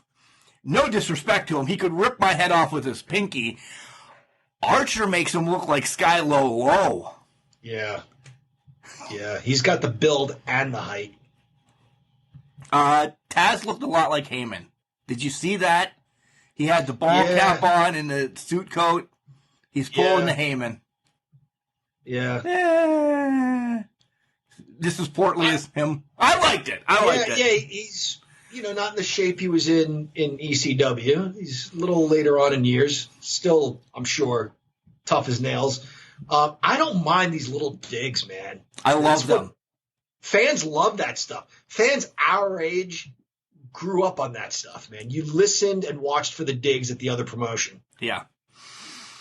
Next up, MJF. Let's just stop the whole show because it was a minute of him just walking out and so much happened. The Walker yelling at the kid beside him that you still think he's going to have a match with. I forget her name. Didn't smile at all. So MJF's going to be pissed about that. And it leads to the contract signing as well. In the contract signing, his lawyer must have said he was going to sue like 15 times. If you don't do this, I'm going to sue. If you don't do that, I'm going to sue. But they antagonized him, Moxley, that is. They asked him if he was afraid to sign the contract to waive the paradigm shift finish. But he goes ahead and signs it.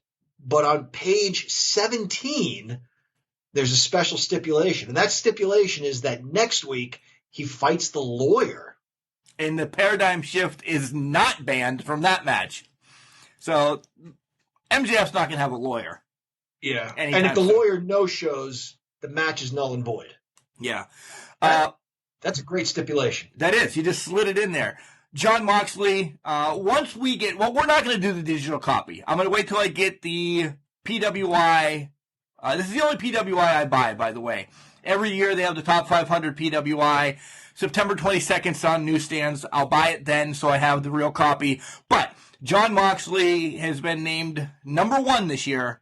PWI out of the top 500. Adam Cole's number 2 and Jericho's number 3. I can't argue with any of that. No, I can't either. The only thing I want to say is what the lawyer. He's a lawyer. You got to comb through that shit, man. How do you miss that on page 17? Right. Yeah, that's bad. And in the midst of MJF walking out and then actually taking a break, they came back from the break and the Thunder Rosa Shida promo. I am more excited for this Thunder Rosa Shida match than any other match on All Out. If they let both of these women work, I'm going to lose my shit. Because I have been waving the Thunder Rosa flag prior to anybody knowing who the hell she was in NWA. And Shida has definitely got me going now. She works well. I think these are two gals, and I don't mean it mean, but the Ridgewayism, gals that can just tear down the house. Yeah, I think this is going to be a sleeper match. This may steal the show. Yeah. Moving along, we have another multi-person match, and it's Sonny Kiss, Pillman Jr., Joey Janela, and Griff Garrison taking on Kingston's Clan. Man, we've said this enough. We really have. I love Eddie Kingston. I love what he's doing with this, and all of them are going to be in the Casino Battle Royal too. This Battle Royal is going to be pretty locked and loaded. Yeah, it sure is. You know my love for Eddie Kingston, so I'm obviously going to get behind any wrestler that he's behind. As for the opponents, Pillman Jr., Garrison, this was a nice opportunity to showcase what they can kind of do. I thought Sonny Kiss was better. I know I gave Sonny Kiss some grief before. I still think there's some things Kiss does that if I am to believe you are fighting to win, you're fighting for your life, it's wasted effort. Do you know what I mean? It's just for the sake of looking pretty in the ring. Yes. Now, that's not to say professional fighters that knew they had their opponent on the ropes or whatever, Muhammad Ali skipped and danced. I get it. But that's not the situation here. Like, just to get that one piece of offense, I feel like Sonny Kiss goes through too many steps to get to the end result. Certainly better, though, than what I had to say about Kiss before. Kiss is where Ricochet was when he first came up from NXT. Great point. Ricochet had to skip 17 times, do a handstand, and then you got put into a headlock. And that's where Kiss is, but he's gotten better. I agree. John, the next thing stole the show for me. Dark Order coming out, walking with a coffin, dancing with a coffin. We've all seen that meme everywhere. So they kind of mocked a meme about Cody being dead. And again, I went to bed early. I get a text. What the hell is he doing with 17 lawnmower? Why did he buy everybody a lawnmower? They're nice lawnmowers. Don't get me wrong. Really nice. He buys a brand new car, or whatever. I don't know what car it was. It was too quick for me to write down, a Corvette or something yellow. Why do they all get lawnmowers? Are they the Mexicools now or what? I don't know. I don't know if it was Ross or Shabani just casually asked, like, is he starting a new business? Yeah, maybe he started a lawnmower business. I don't know, but he got everybody, of all the things, what a weird thing. He got everybody a lawnmower. As they just destroyed everybody, then you notice he always drags Colt away. I want to know when this is going to come to a head, that Colt actually is going to see what's happening with my Dark Order. I continue to support them. When does this happen? Because it's been, in my book, it's been long enough. We've seen it a month and a half now. Now there's got to be a little bit of a payoff or a little bit more of a tease. Yeah, this was such a good segment that a few different things are going on. What you mentioned there with Colt, almost being protected from what's happening. But also you notice everybody that came out to fight them failed. We saw Dustin, we saw a few people, but who's one guy we didn't see? And we still haven't got an update on him following his match, his title loss. Cody, yeah, what's he doing? Where is he? His brother's out there fighting his battle, but there's no sign of Cody. And I like that. It's making us talk about it. Where is he? Is he hurt? Is he just embarrassed? You know? Great segment. Anna Jay is vicious too. And then they offer Taya Conte a contract later as well, like right after the break. And she hugs. So is that an acceptance? Or are we going to have another woman in Dark Order? It seems so. And what was with that one guy?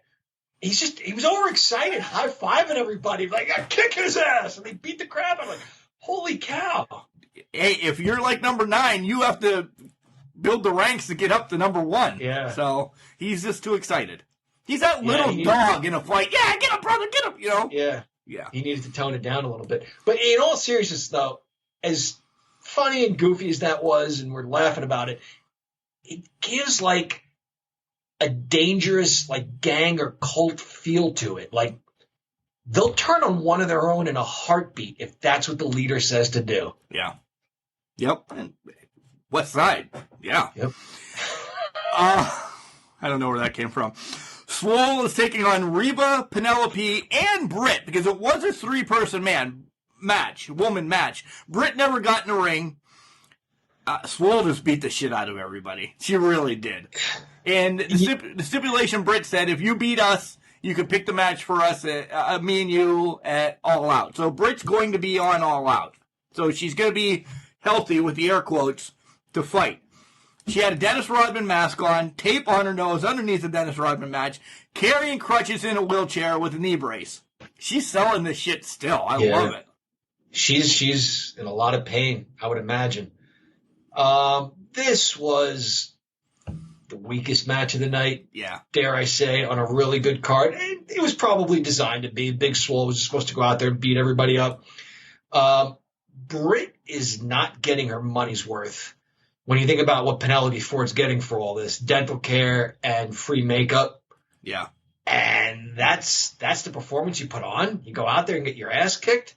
And Reba is not a good bodyguard for Britt. No. And what if Ford got some teeth loosened or smacked around? That's got to be included in the year's worth of dental care. Dental care.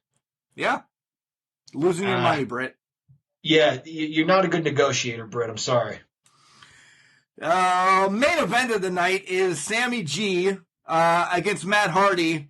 John, I look forward to when Sammy Guevara comes out prior to a break and those cards. I love that picture-in-picture part of the show because I don't have to watch a commercial. I don't have to wait for, oh man, there's a commercial and there's action, and the action's so slow.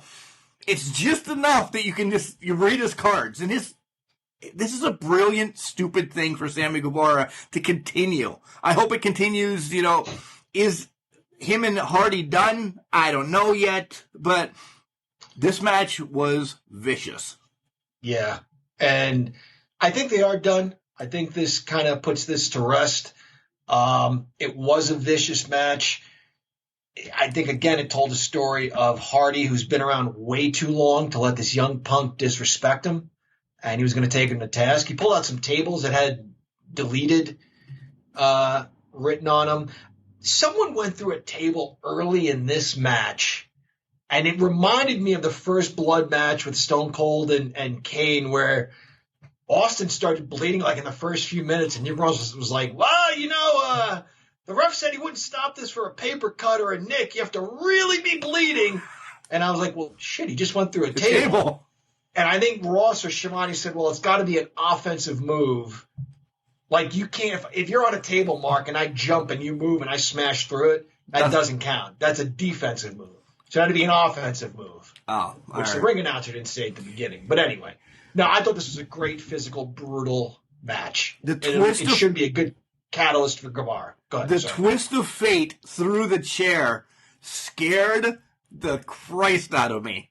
Yeah. Like, that's way too dangerous. Come on. I don't care. You practice it. You use I don't know, whatever. That's so much can go wrong. So much can go wrong. And thank you, first of all, Hardy and Guevara, for doing that for us. But there's got to be a line. Now I'm 43, and you're 43. We look at our health. These guys are legit. They always have been. But I think about falling off of a garbage truck or tripping down the stairs now. How that would incapacitate me for probably the rest of my life because I'm whatever. One little inch between that chair and whatever, and Guevara's neck's done. Yeah. When you think about how entertaining the show is, I'd have been okay without it. I would not have missed that spot. You know what I mean? Right. I agree. You could have done anything. I'm so entertained by the whole show up to this point. I'm drawn into this feud. I didn't need that. I didn't need that moment of, oh my God, this could go horribly wrong to entertain me that much more. You know, the risk wasn't worth the reward, in my opinion, for what you and I got out of it. Right. Sammy wins with a suplex through the table. And then right after, Orange Cassidy comes out and beats the snot out of Jericho. They fight this, that, and the other thing. Okay, that carried the storyline. What I got out of that is, I think they don't tell JR some stuff that's going to happen. Because he literally looked perturbed that he was pushing people out of the way. Like, the whole night, JR kind of struggled throughout the night. Yeah. And no disrespect, he's better than that will ever be. Let's just throw that out there. He kind of struggled with some stuff. He had some hiccups, whatever. I'm not throwing him under the table. We all do. Listen to this show. Every week I do. But he just seemed royally pissed at the end of this that they didn't tell him, hey, Cassidy's just going to jump on all of you. And he, get the hell out of here! He was pissed. Hey! Yeah, it reminded me of when in WCW, Brian Pillman was a loose cannon in the WWF, but he started that in WCW. And he grabbed a pencil off of Bobby Heenan's desk and was trying to stab somebody, and Heenan jumped up and dropped an F-bomb on Nitro. And the story goes, he wasn't working there. He was really pissed off that Pillman did something like that dangerous, like swinging a pencil at somebody. This reminded me of that. Like, JR was, hey, if this was part of the show, kudos, you got us. But he looked like he was really taken aback by this. So we went pretty in depth on both shows. It's going to end up being 2 shows for an hour as we kind of broke down a pay-per-view for you with these 2 shows. And John, 2 great shows. Let's just say that. 2 great shows. I just think AEW still a knock above. I really do. So I'm not going to, no rankings or anything, but I just think that they just brought more to the table this week. And man, I think bad pun, I think they killed NXT. What do you think? Whoa, no, I disagree. I'm completely opposite. While I think both shows were very good, neither one was a runaway favorite. I loved NXT. I thought it was a better show. Well, you've heard mine kind of recently. We heard yours during the NXT, but recapping, I think NXT's next pay-per-view is not in a while, and they did get storylines going, but this was a huge prior to go-home show that has a lot going on for AEW. For me, NXT started off strong, finished strong. Some of the stuff in the middle was stuff in the middle, but you have Scarlett kicking things off. We find out Wade Barrett's there. We get a tag team title change. Who knew Breezango could work that well? And then we find out, of all things, to crown a new champion, there's going to be a 4-way Iron Man match.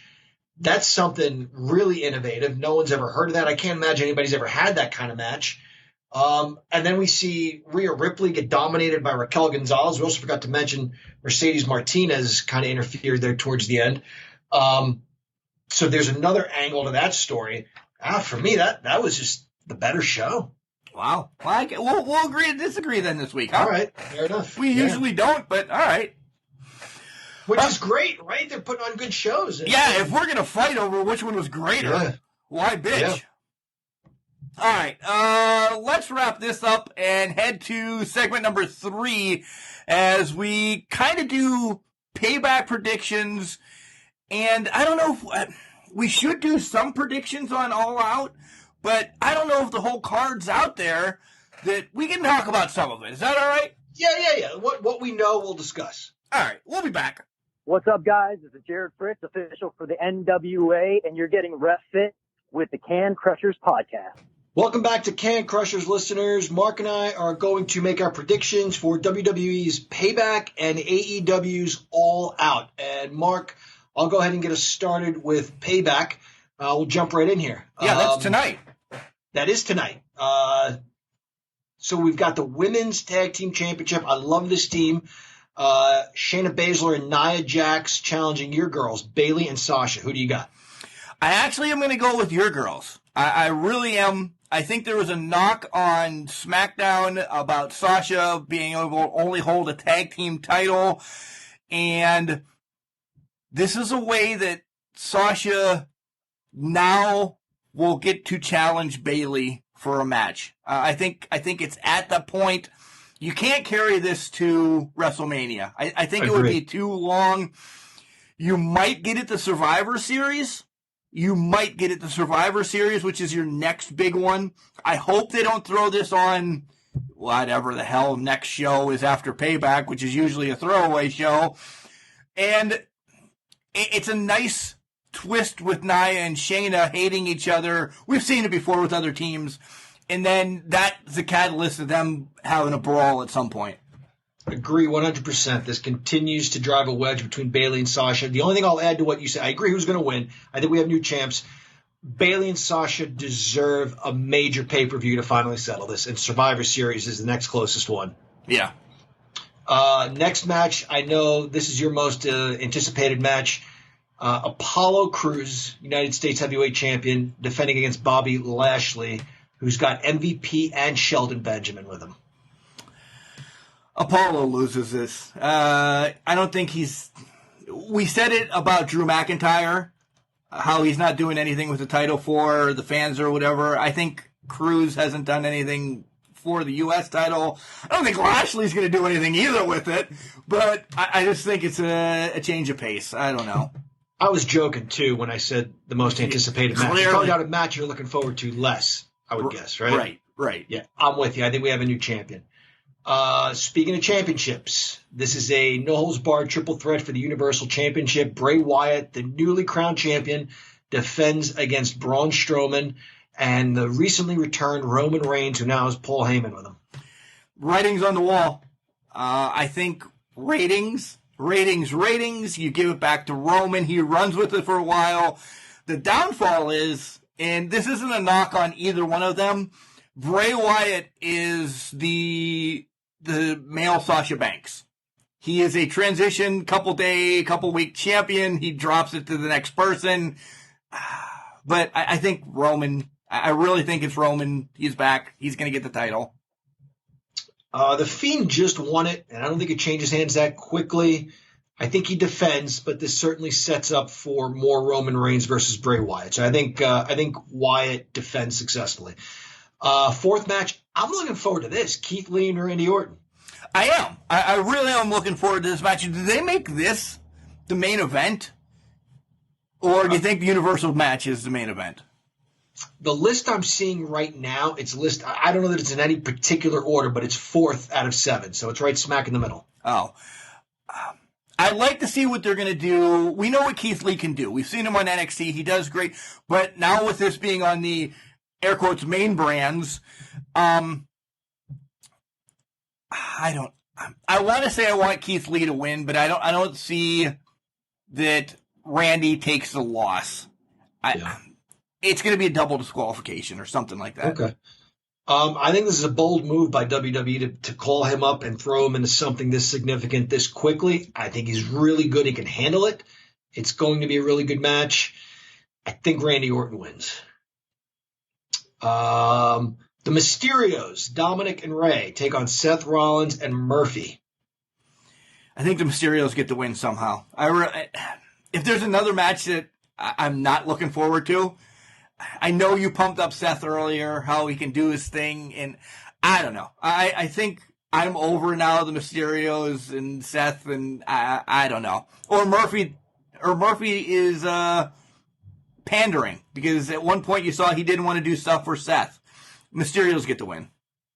Yeah, I agree, and I think maybe it's Buddy Murphy who takes the pin here. I don't think you'll see something clear-cut as Seth Rollins getting pinned.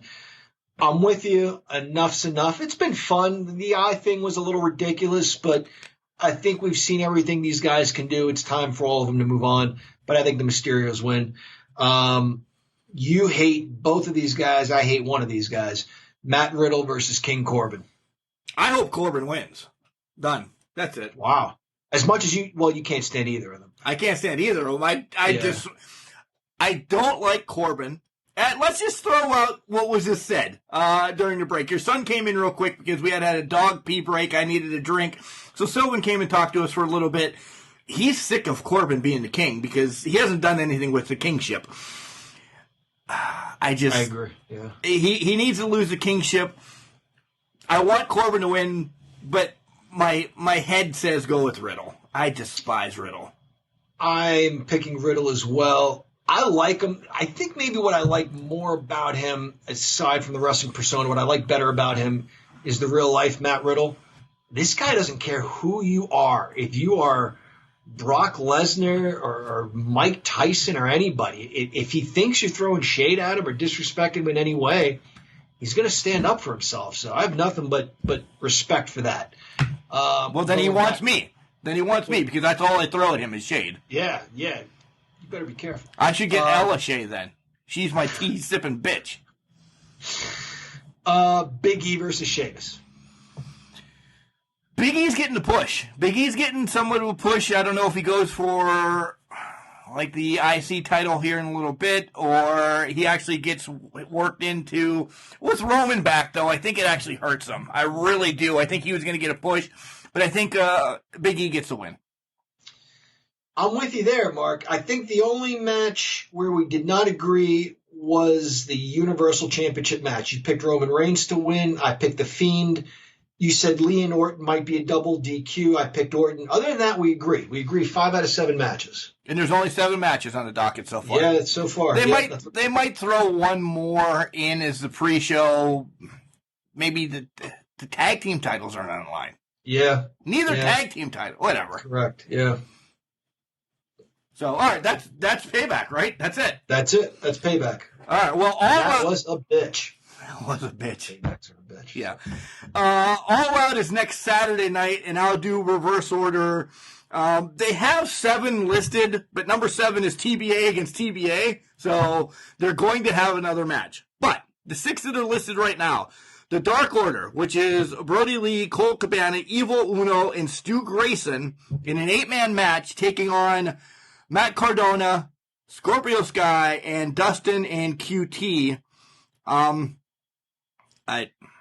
Cardona is hot right now. He's huge, but the Dark Order's hotter. I see, I don't know which one, probably QT taking the loss. Dark Order, I think it hurts them if they lose this match. I agree. They've done enough losing. They've been doing some winning lately. I think their momentum continues here. I look at the other team, and nothing wrong with any of them. I'm a huge Dustin Rhodes fan, but this is an opportunity for the Dark Order to kind of get pushed a little bit. I don't think a loss here hurts Matt Cardona at all. I don't think he takes a loss. He doesn't. No, I don't think he does either. But even for his team, especially with him not getting pinned or submitted or whatever, I don't think it hurts him at all. I think it helps the Dark Order. And then you have the 21-man Casino Battle Royale as Tony Schiavone and who announced it Royale? Was it JR or was it Schiavone? Nonetheless, I think it was. There's 21 guys in this. The ones that have been announced, and this is where you're going to get maybe some surprises for one-offs, maybe even some old people that we're not thinking of. But I think the list is Darby, Archer, Cage, Ricky Starks, Pentagon, Ray Phoenix, The Butcher, The Blade, and Eddie Kingston. I think one of those guys, unless there's a huge free agent that we don't know coming to AEW, the winner gets an AEW title shot at some point. Is Wardlow in this? Possible. That would be cool. I'd like to see him in it. Yeah. Yeah. So. I am saying Brian Cage. I'd love to see Eddie Kingston win, but I'm going with Brian Cage. I think it's the biggest name in there. Still, I know he's had a title shot already. He's still got the FTW championship, right? Yep. Yeah. I think it's Archer. I think Archer gets the shot. I really do. Next matchup is, we said this is a sleeper and it could steal the show. Shida against Thunder Rosa for the AEW Women's Championship. Rosa, the NWA Women's Champion. Man, I'm telling you, I'd love to see Rosa as 2 belts. This is an interpromotional match. We've covered a hell of a lot of these during our pay-per-view reviews, so we know what could happen. Somebody comes back and destroys both of them, sets up something, but I think they give them 10, 15 minutes to showcase, and then shit's going to hit the fan. I don't think there's a winner. I hope everybody's I's are dotted and T's are crossed. I would love to see just good business between these 2 promotions and these 2 athletes. I think it would be good for AEW if the NWA Women's Champion won and had both belts. That's a legitimate threat to the company. Company that you thought was going away, the NWA, is now saying, hey, we're not going anywhere. In fact, we're better than you. And our champion has your champion's belt now, too. I agree with you. We just know, though, history repeats itself, John. Yeah. So, next matchup is for the Tag Team Championships. You have Omega and Paige against FTR, and they'll have Tully Blanchard in their corner.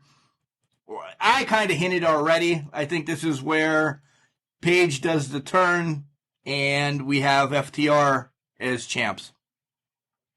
I think that's so obvious. Sometimes, earlier I complained that things, when they're too obvious, we would like a twist. Don't give us a twist here. You told us on TV, Wyndham will be turning on Luger. Tune in. We tuned in anyway and still didn't see it coming. Don't give us a twist here. You've told us for weeks that Omega's probably at some point going to turn. I'm sorry, Paige is going to turn on Omega. Just deliver that. We'll be fine. We'll enjoy it. We will. Because Paige can do so much by himself. We saw it. So, Mimosa Mayhem match. It can be. I'm excited for this, too. I'm really excited for All Out more than Payday or Payback or whatever. You can win the match by pinfall, submission, or throwing your goddamn opponent into the tank of Mimosa. So why are we going to have pinfall or submission? I don't see it ending that way. No, I don't either. Not at all. Jericho against Cassidy. John, Jericho's going for a swim, and it doesn't hurt him at all. It pushes Cassidy to that next level. That's what they want to do. We were Chad hated, as Cornette calls them, pockets for the longest time. And Chad's a stubborn old man. He likes Orange Cassidy now. So if he's getting the Chad, this is just going to push him even more. If they do this right, a la whose feet hit first, Hulk Hogan or Paul Orndorff's, or who hit first in the Royal Rumble, Bret Hart and Lex Luger, when they both fell over at the same time. If they both fall into the vat of Mimosa, nobody loses. Well, one's toe hit first or something. But actually a referee determines that Jericho's foot hit first. Cassidy gets a win, but it doesn't hurt Jericho because, his foot hit the Mimosa first. I can't believe what we're discussing. This is so absurd. And you know that the whole inner circle is going to be out. Best friends, your best friend, my best friend, bada bing, bada boom. Everybody and their brother are going to be interfering in this match. Yeah. And one thing we forgot to mention earlier, Ortiz said we're not going to apologize. Yeah. Couldn't believe it. Yeah, they're not apologizing. I hope Sue gets a new vehicle. I do. Yeah. All right. And then the main event is Moxley against MJF. Moxley is banned from using the Paradigm Shift finishing maneuver. Wardlow will be with MJF. My thing is, MJF has had the Casino Battle Royale ring for a whole year now, and he's not done anything with it. AEW hasn't done anything with it. Is this kind of his cashing it in? Or does it count as he's kind of started this whole feud by himself, not saying I'm cashing this in. So there's the twist. Does he lose said first match, and then before it's awarded to the next person on Wednesday night, hey, don't forget I got this, knocks Moxley in the face, and then actually gets the win? I mean, there's two matches. Yeah, see, there's two matches that could possibly happen here. Wow, that's a great point. Man, I don't know.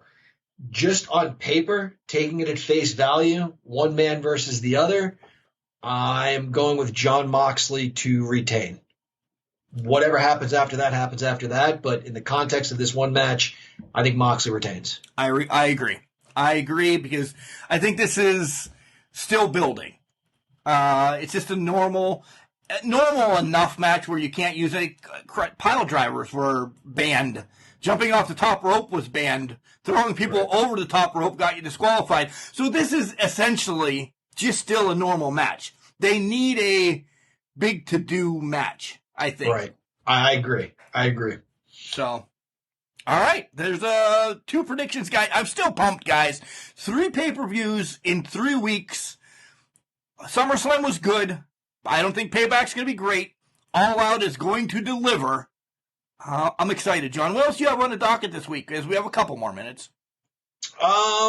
So the LJN book, it's just a matter of finishing touches now. The writer and I have read and reread, and we think we have, he has a really good book put together. I just lended my eyes for a second and third read.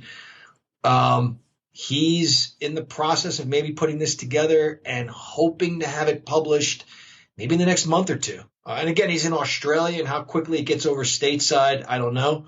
But I'm pretty stoked about that. I think it's going to be an awesome book. Sidebar, do you get one of these kind of as thank you for doing this as a here's your paid book? Yes. Yeah. He's looking at probably 40 to 50 U.S. American dollars as opposed to Canadian American dollars. You know what I meant? U.S. dollars. How about Australian dollars? Right. It's going to be a thick book, a big book, packed with information, color photos. It's going to be worth every dime, guys. But yeah, he said he would like to send me one, which is more than generous. It's not what I was expecting at all. The other thing I'd like to mention is when the hell are AEW figures going to be in stores? Yeah. I'm tired of going to Walmart and getting stopped by the lady who asks me, who do I have for my television service? I'm here to look at AEW figures. That's it. The only thing I've seen is the belt. I've only seen the ring. I haven't even seen the belt. The belt is nice. Yeah? Yeah. Yeah. Are you buying them for you, or are you buying them for your son? My son. Yeah. He's excited. By the time they come around here, Widman's is going to open back up and Series 4 is going to be out. So, who the hell knows, right? I got nothing. We got a pretty cool interview coming up this week that we're not going to leak because we've been trying to get her on for a while, and we're excited. It's going to be a change of pace as it's involved with wrestling. Does a lot, and without giving any more, it's going to be fun. It really is. So that'll be Wednesday night or Wednesday afternoon or whatever the hell you listen to it. That's what it'll be. Yeah, from Spotify or Google Play or Apple Podcasts or Stitcher or Boxcast. We don't mention them anymore because there's literally, and I'm not being a dick, guys. I am a dick, but I'm not being. There's trillions of podcasting host sites, and we're legit on 3/4 of them. It would be a whole segment listing where we're at. So numbers still continue to grow, guys. I want to take this extra minute that we have or so to thank Can Crusher Nation. We don't say thank you enough to you guys continuing to blow us up. Numbers climb. It's fun. We do this because we love wrestling. If you love listening to us, I ask you, share it with a buddy and tell that buddy to share it with his buddies and da-da-da-da-da. Just do that. We're going to continue doing this through whatever we have to battle. Can Crusher Nation's going to be here as long as we can. Yeah, and reach out to us, guys. And Mark, obviously, you keep track of all the emails and everything, but I'd encourage everyone to reach out to us. Tell us what you like or don't like, or what you'd like to hear. Yeah, and you can do that at cancrusher69@gmail.com or all our social medias, and it's Facebook, Instagram, or Twitter.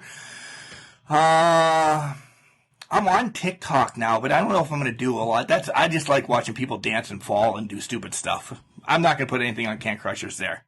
It's just not the right thing. Unless we're drunk and you fall down or something. That'll be great, but then all bets are off, yeah. Guys, again, always transparent.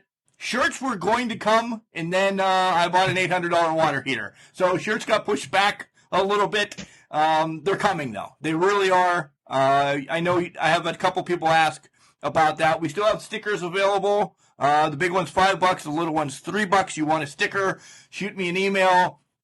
That's all I want. The shipping is going to be $1.30, whatever. Just $5. We can do it. Once you reach to me, I have a couple different things. We have PayPal. We have the other things, whatever. Or send a freaking $5 bill in the mail, and I'll send you a sticker right back out. But yeah, that's about it. As I said, I'm not excited to watch Payback tomorrow, but we have to watch it, John, and we'll talk during it. Yeah. SummerSlam was a good show. I don't know if Payback's going to live up to it. But yeah, I'm looking forward to it. I'm looking forward to seeing Roman Reigns again. And then, guys, we started the show by saying IWC was, postponed. Their next one is coming up. It is September 12th. It's one of their big shows. It's super indie. A lot of people are going to be announced here in the next couple weeks. And then I will be at that with Soup is committed. So we'll have Soup on the show covering Super Indie as well. And then John will be going to Feature Presentation. I'll try to watch it before we cover it, but if John takes the lead, that's fine. That's September 19th. I would get thrown under the bus if I didn't take my son out to dinner, which is he's already picked, so I can't go to that one. He's turning, what, 14? 14, yep. It's a couple months younger than AJ. Than my daughter, yeah. Yep. Yeah. September 12th, I have an obligation. I would go with you, Mark. That's actually cool. Yeah, tell them real quick what you're doing. I'm actually mad because I would judge you.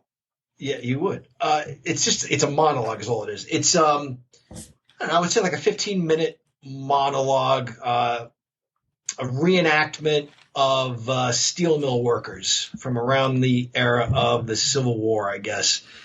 So Buddy asked me to do that. So it won't be on stage. It'll actually be in a cemetery, where a lot of, Mark's making a face at me. It's where a lot of these people are buried. People that worked in the mines and in the mills. I guess I do this sort of thing to kind of commemorate the area every year. I've never known about it, but a friend of mine asked me to deliver a monologue. So you guys, you read the stuff on the website and the Facebook page, and you know what a brilliant writer I am. Mark can attest to what a brilliant actor I am too.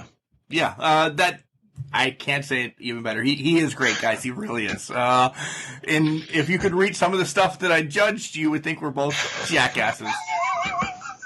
But remember, John, just because you're trash doesn't mean you can't do great things.